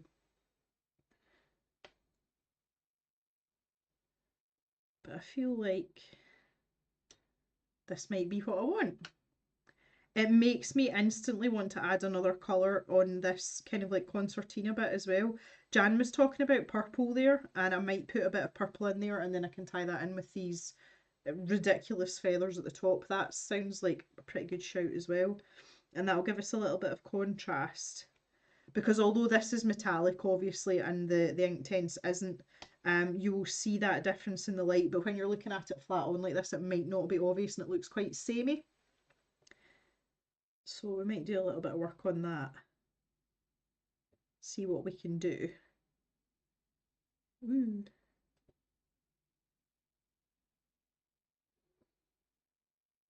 I'm also, on another note, I'm catching up with Julia tomorrow. We normally converse fairly frequently, usually like a FaceTime or a Zoom call or whatever, but it's been a week or two since I've spoken to her, just with being away and being busy and stuff. So I'll be pleased to tell her tomorrow that we were using our paints in the stream tonight. Hello Terry, how are you? Lurking and working? Hey, that rhymes. It's time for a break. Love the owl. He's pretty cute, isn't he? Yeah. These paints are mega tempting. Well, Susie, there's two new colours coming on Sunday as well. New to us, they're not new for Julia's selection, but new to the cave. They will be up on Sunday in the shop. They're still my favourite. Like they're still. I realise that I'm a little bit biased now, but yeah. So purple colours, we've got arsenic, which has got a little bit of a sparkle in it. Oh, maybe we should just use that for everything. Oh, why not? Let's go for it. The sparkle's very subtle though, so we might not see too much of it, but oh, let's do some of the stones. I've got a water drop there. Get off.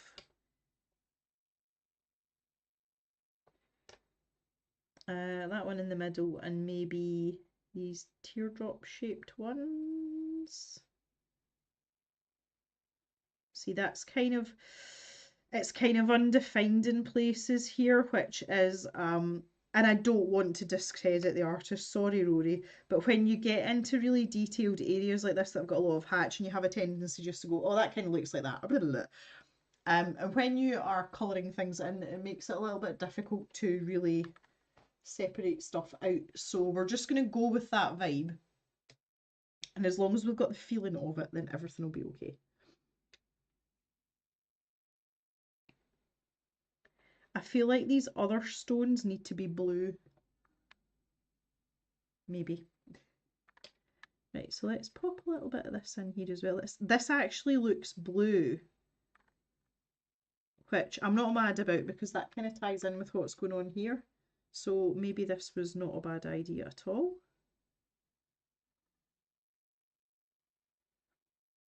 I do want to make sure that I've covered most of the paper, though I don't want lots of white showing through here.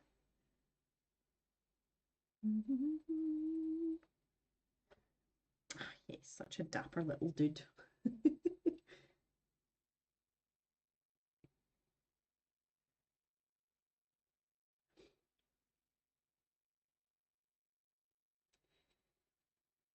I've told both the boyfriend all about your shop, like hint, hint. can always send him an email if you like, Susie.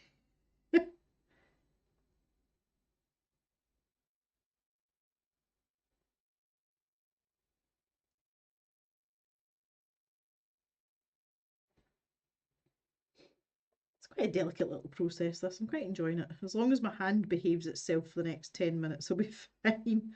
Huh. And as we know, there's no guarantees. That's kind of half the fun, though, isn't it? A little bit of danger. Right, I know what I'm going to do with these feathers now. I'm going to start with arsenic at the bottom, and as it gets towards the top, I'm going to go into blue. So let's pick carefully here. Oh.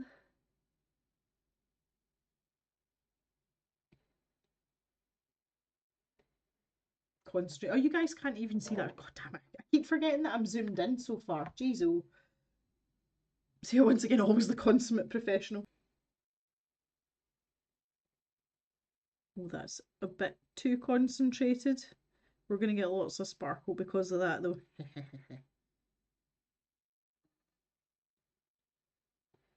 My hand's kind of starting to go, don't really like this. We've only got a little bit to go, hand. You can do it. Don't bail out on me now. I'll maybe lift a little bit of paint from there, look.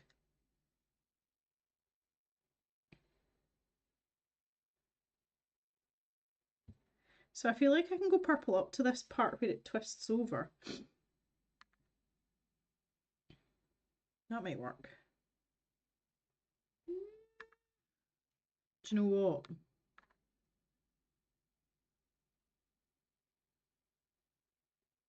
I feel like because it's on such a stark background that I want to fill all of that in.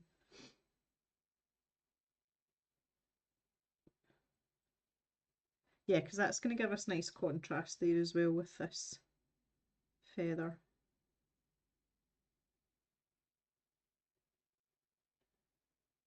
Yeah.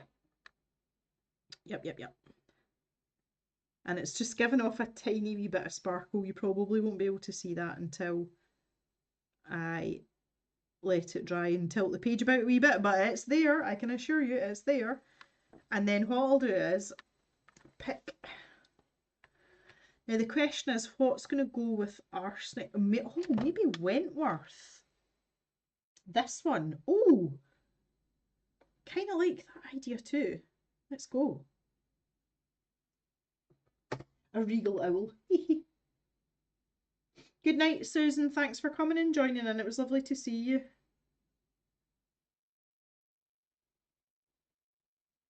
Right, let's grab some Wentworth. Okay, so back down here to these little bad boys. Again, this isn't going to look like much here while I'm doing it, but once it's dry, I'll give the page a waggle about and you'll get the idea. Give it a waggle. If you ever want to draw attention to something, just give it a waggle. And I will say no more on that. That's kind of funny. Yep, so get all these wee stones here. Okay, that looks pretty good. Oh, okay. I've got this little background bit in here as well. Oh, God. Right, up here.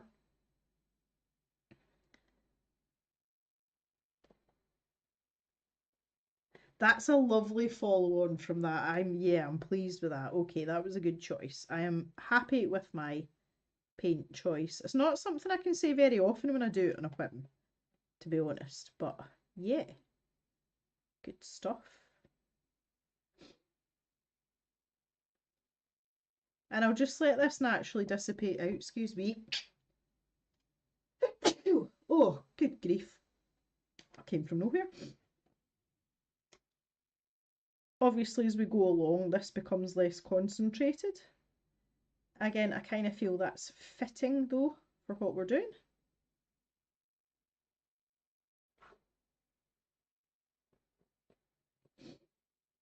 I'm still in shot here, yes. Just checking.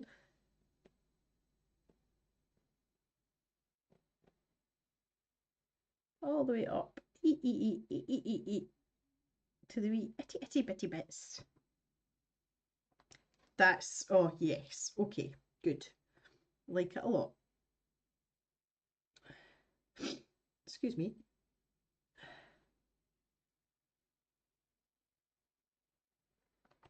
If you want to do some realistic building sketching, then Julia has you covered too with her Almoga set. Such amazing paint. Thank you.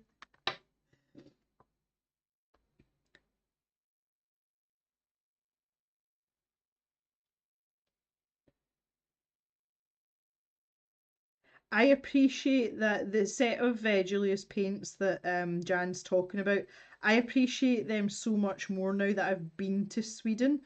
There are a disproportionate number of red houses in Sweden. Like, it's just a traditional paint colour. Most of their houses are timber clad, and red is the traditional colour. There are houses in other colours. Blue and white are both really popular as well.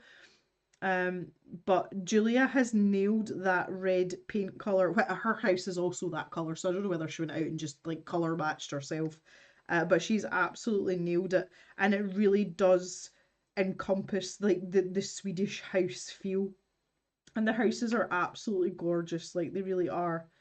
One of the things that I really enjoyed the first time I went to Sweden last year, and Julia picked me up at the airport, and it was later on at night, and it was September, so it was starting to get dark.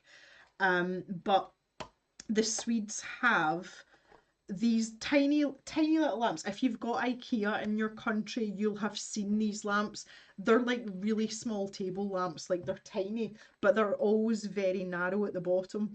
Those lamps were designed to sit in window sills at the window, and in Sweden when it gets dark you go past all these houses and they may not have lights on anywhere else, but in every window is one of these little lamps, and it's to encourage that sort of coziness.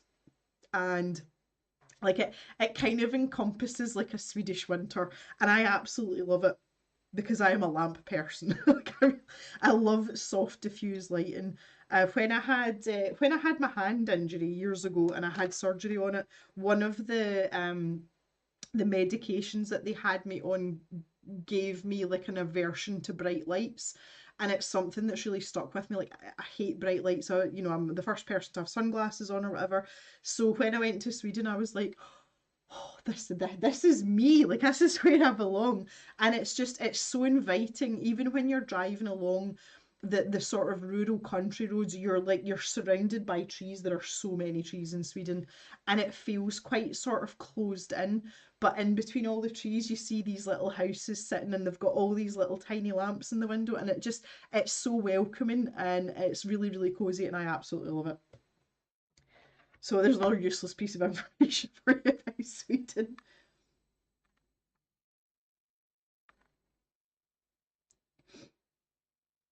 I love it that you're all using Julia's paints. Elise has to leave work. I'll check in if you're still live. Thanks for the great live. Thanks, chat. Yay! See you later, Elise, and safe journey home from work. I'm assuming that you work not at home, otherwise you wouldn't be leaving work, or maybe you are. Maybe you're just changing rooms. But we might see you in a bit. Okay. Oh yes. Right. Let's have a wee zoom out now. Excuse me sniffing, guys. Like this is terrible. Still don't feel. I don't know how I feel. Oh.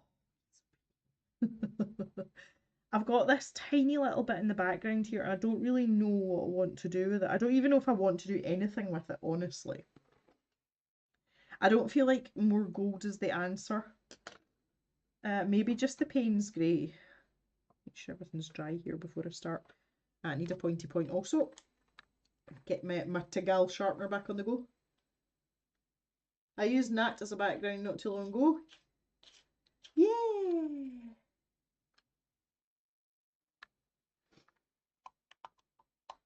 I think that's still one of my proudest achievements is Nat. Getting off to watch something Halloweeny. Have a good night, guys. Thanks for the video. You're welcome, Susie. I highly recommend Beetlejuice. Good film for Halloween. Enjoy the rest of your evening and have a good weekend. Yeah, I just want to fill that in and make it dark. That's just what I want to do. Maybe in there. Oh, all right. I think we're done. I actually think that we're done. I give this a little bit of a waft about, dry it off a wee bit. Sort that out. Swig my Jack Daniels.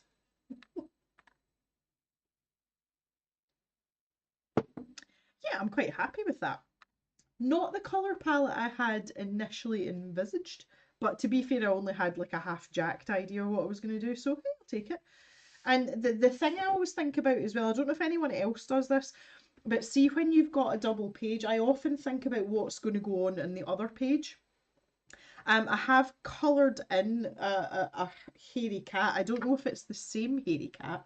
I mean, I'm assuming it will be. But I'll maybe try and find him later on. And I'm pretty sure he's ginger, so if we have some ginger here, then that will, you know, mirror what's going on with what we've just done. I'm pretty sure I've got... Yeah. Very grumpy ginger cat. Is this the same cat? I don't know. It might be. It might not. Not named in this one. That I did that a long time ago. Might be, they say this might be him in party mode, and this not everyone is a music lover. One guest who shall remain nameless retires to bed at precisely 1:45 p.m. each day to escape the racket. Oh, that's so cute. Love it. Absolutely love it. Looks a bit French revolutionary. Okay, that's good to know. Right, so let me try, let's see if I can do this with the camera and not have to employ my phone light. But now, if I tilt this, you can definitely see the metallic element there. That's pretty, whoo. I don't think you're going to be able to see the sparkles on the other side though. Oh, wee bit, tiny wee bit. And then down the bottom here, we've got the, this part here. Again, I'm not really sure. Oh yeah, you can see a wee bit metallic there. So we've got a little bit of interest, although we've kept quite a limited colour palette. I'm quite happy with that. I'll probably forge ahead and do this page myself. Again, it's not something that I do regularly on the streams. I like to try and keep some sort of art for myself, and there are projects that I keep back from the channel, and it's just to retain my own interests, and because obviously this is a hobby for me, and I feel that that's quite important. But I quite like sharing a page every now and then when we're when I'm in here, because I know you guys get a lot of joy out of it too.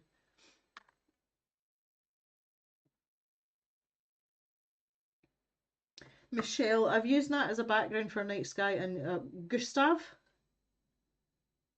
for a whale in gold ink for Moon. Thankfully, I bought two nuts when I ordered. Always appreciate the buying of two nuts.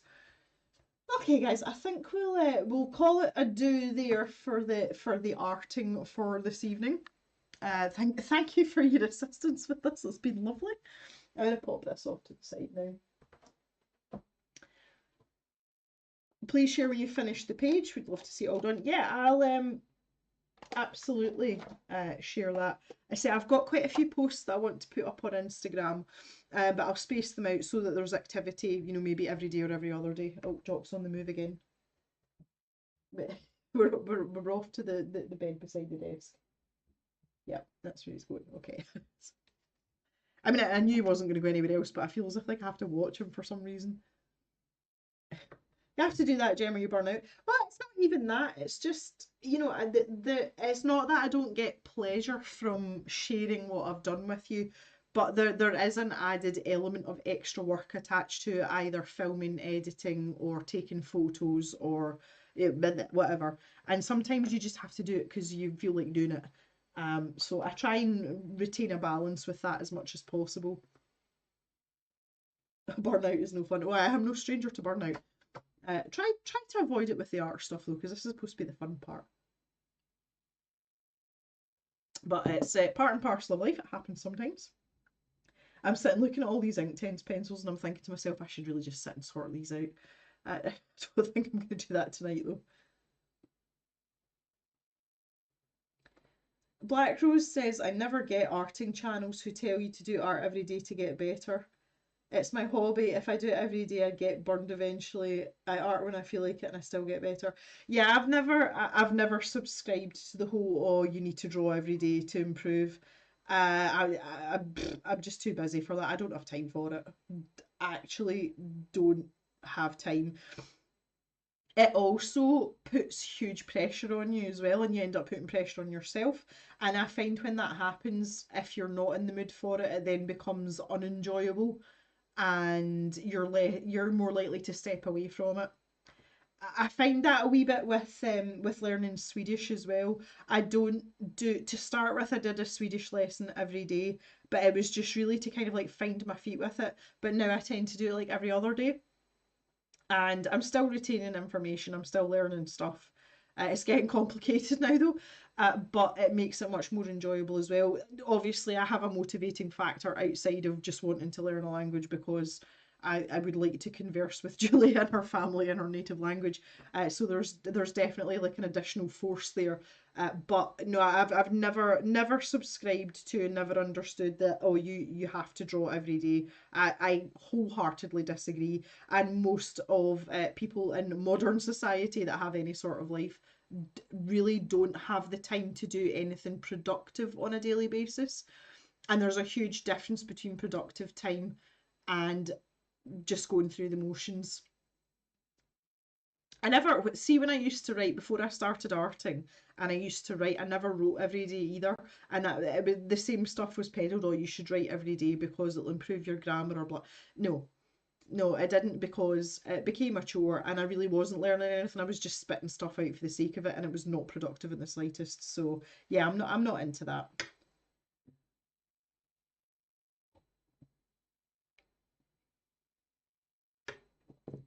Thea realised a week ago why you stopped writing. It's because I took the fun of it, pressure myself. Yep, absolutely.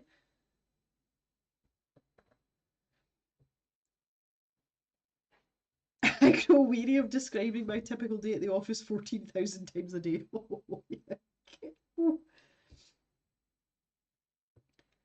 Jan says the nearest she gets is Inktober, but I have the rule that is not to take over 15 minutes, including thinking time, and try to keep it to near 5 to 10 minutes.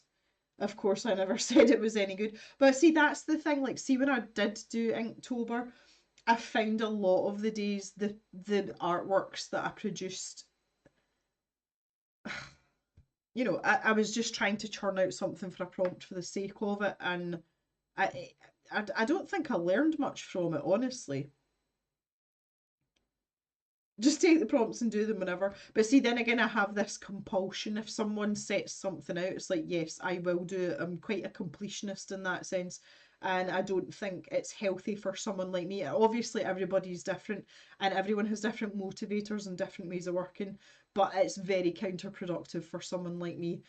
I'm better when I'm motivated and ready to go. I'm better to like go hard at it for like 4 hours at a time and really get into it and produce something that I'm proud of, rather than do something for the sake of doing it and for it not to turn out the way I would like, because if it turns out substandard, I just kind of feel disappointed in myself and feel as if I've wasted the time doing it. It's happened quite a few times with prompts from the subscription boxes as well, and that was one of the many reasons that I stopped doing them, because I wasn't putting 100% effort into it. I was doing it because I had to, and then I was really dissatisfied with the outcome. On the flip side of that, though, I have to say, if I am doing a piece, or even if it's just a sketch or something, and it doesn't turn out, or it's not turning out the way I want it to, I find it very important to follow it through till the end, because I find that's where I learn lessons. You'll learn quicker from mistakes because it's something that you know not to do again. And as long as you can figure out objectively what you would change or how you would do it differently, it then becomes a valuable lesson. So although I don't see much value in slugging away and grinding away day after day, if I'm doing something and it's not turning out the way I want to, I think it's important to see it through to the end, because even if it still doesn't turn out exactly the way you would want it to, you'll learn lessons for next time on what not to do. And as long as you take that information and use it productively, and try and figure out alternative avenues, or even if it's just a handful of things that you might do differently, you've then got that to work with next time. And even if it's a process of elimination, eventually you'll find something that works for you. So that is valuable.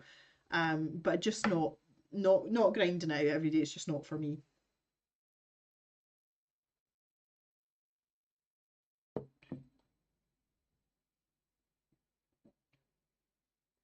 Truth or dare, not my thing either. See, I'm saying was, I still am. I'm the risk taker. See, truth or dare, I'm dare every time. Like, bring it on. I'm not scared. That's hilarious.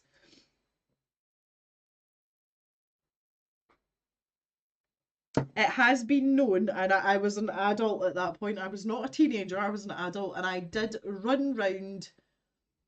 It was a work colleague's party that she had at her house, and I think there was about maybe 16 houses in a cul-de-sac, so on a dead end, and I did run all the way around the street in my bra on a dare, and the police turned up.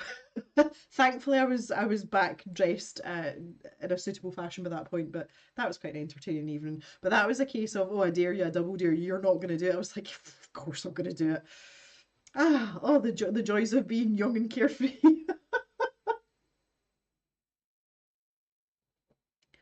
It's one of those impulsive things I just can't help myself. Anywho's, apart when I'm not exposing myself, I promise you I'm quite sensible. Anyway, guys, right, I'm going to call it there. Thank you so much for coming and hanging out with me tonight. I've had a really good time tonight. My throat is extremely dry now. I definitely don't need any more Jack Daniels. And I think we've been quite productive this evening. I've got lovely ideas to take to the post office in the morning, which of course I will keep you updated on. And we've got our lovely Ink House page that's all finished now too. Surely it would have been more of a challenge without a bra. Like both your eyes. Well, no, because I can't run properly if I've got to hold on to them, Jan. You need to get the arm movement going. So the bra had to stay on. Jem needs tea with some honey for the dry throat. I was actually thinking I might just go and make myself a normal cup of tea. And I'm severely lacking in tea levels on account of not drinking tea while I was away, because you, tea's got to be done proper at home. So I might just have myself a wee cup of tea. I hope that all of you that are still here, 21 of you, enjoy the rest of your Friday, whether it's morning, noon, or evening. And I'm not quite sure what's happening with videos yet. I'm planning to film a couple of videos this week, but naturally I'm back to work my proper job on Monday as well. So I just need to kind of like sort out a bit of a schedule for myself. At the very latest, there'll be a video next weekend, but I'm hoping to have something out a bit sooner than that. And I'll also decide what I'm doing in terms of lives as well. But in the interim period, I've got stuff to post on Instagram, so there'll be a wee bit of activity there. And obviously, we talked about earlier the stuff going live. No, we're okay. The stuff going live in the stash shop on Sunday. So if you want some Christmas cards or some new Julia K colours, you can check that out on Sunday. Can we please, as always, have a little round of other hands for Thea, and also for Green Hat as well. I'm not sure she's still here. Sneeze roulette, yeah, pretty much, Jan. And in fact, just y'all give all yourselves a round of other hands, because everyone's been absolutely fabulous this evening. You've helped me a lot with the window stuff as well and choosing colours, and I'm very appreciative of it. It feels like, oh, you guys. I hope at least one of you are going to go and watch Disney's Robin Hood now as well. That would make me really happy. Yay! Oh, Kathleen, you're welcome. No, I really enjoyed myself, and do you know what? It's so nice to do this. Much as Mr. Jem is very self-sufficient, my schedule like revolves around him a lot just because of the hours he works and stuff. And it's really nice to have a Friday night, especially when I'm off work. So technically, I'm still on holiday from my proper job until Monday.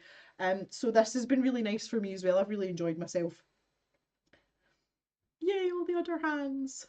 So take it easy, everyone, and if you keep an eye on the community tab on the YouTube channel and also on the socials as well. I'll keep you updated with content that's coming up over the next week or so. So enjoy the rest of your evening, guys, and I'll see you again soon. Bye for now, everyone.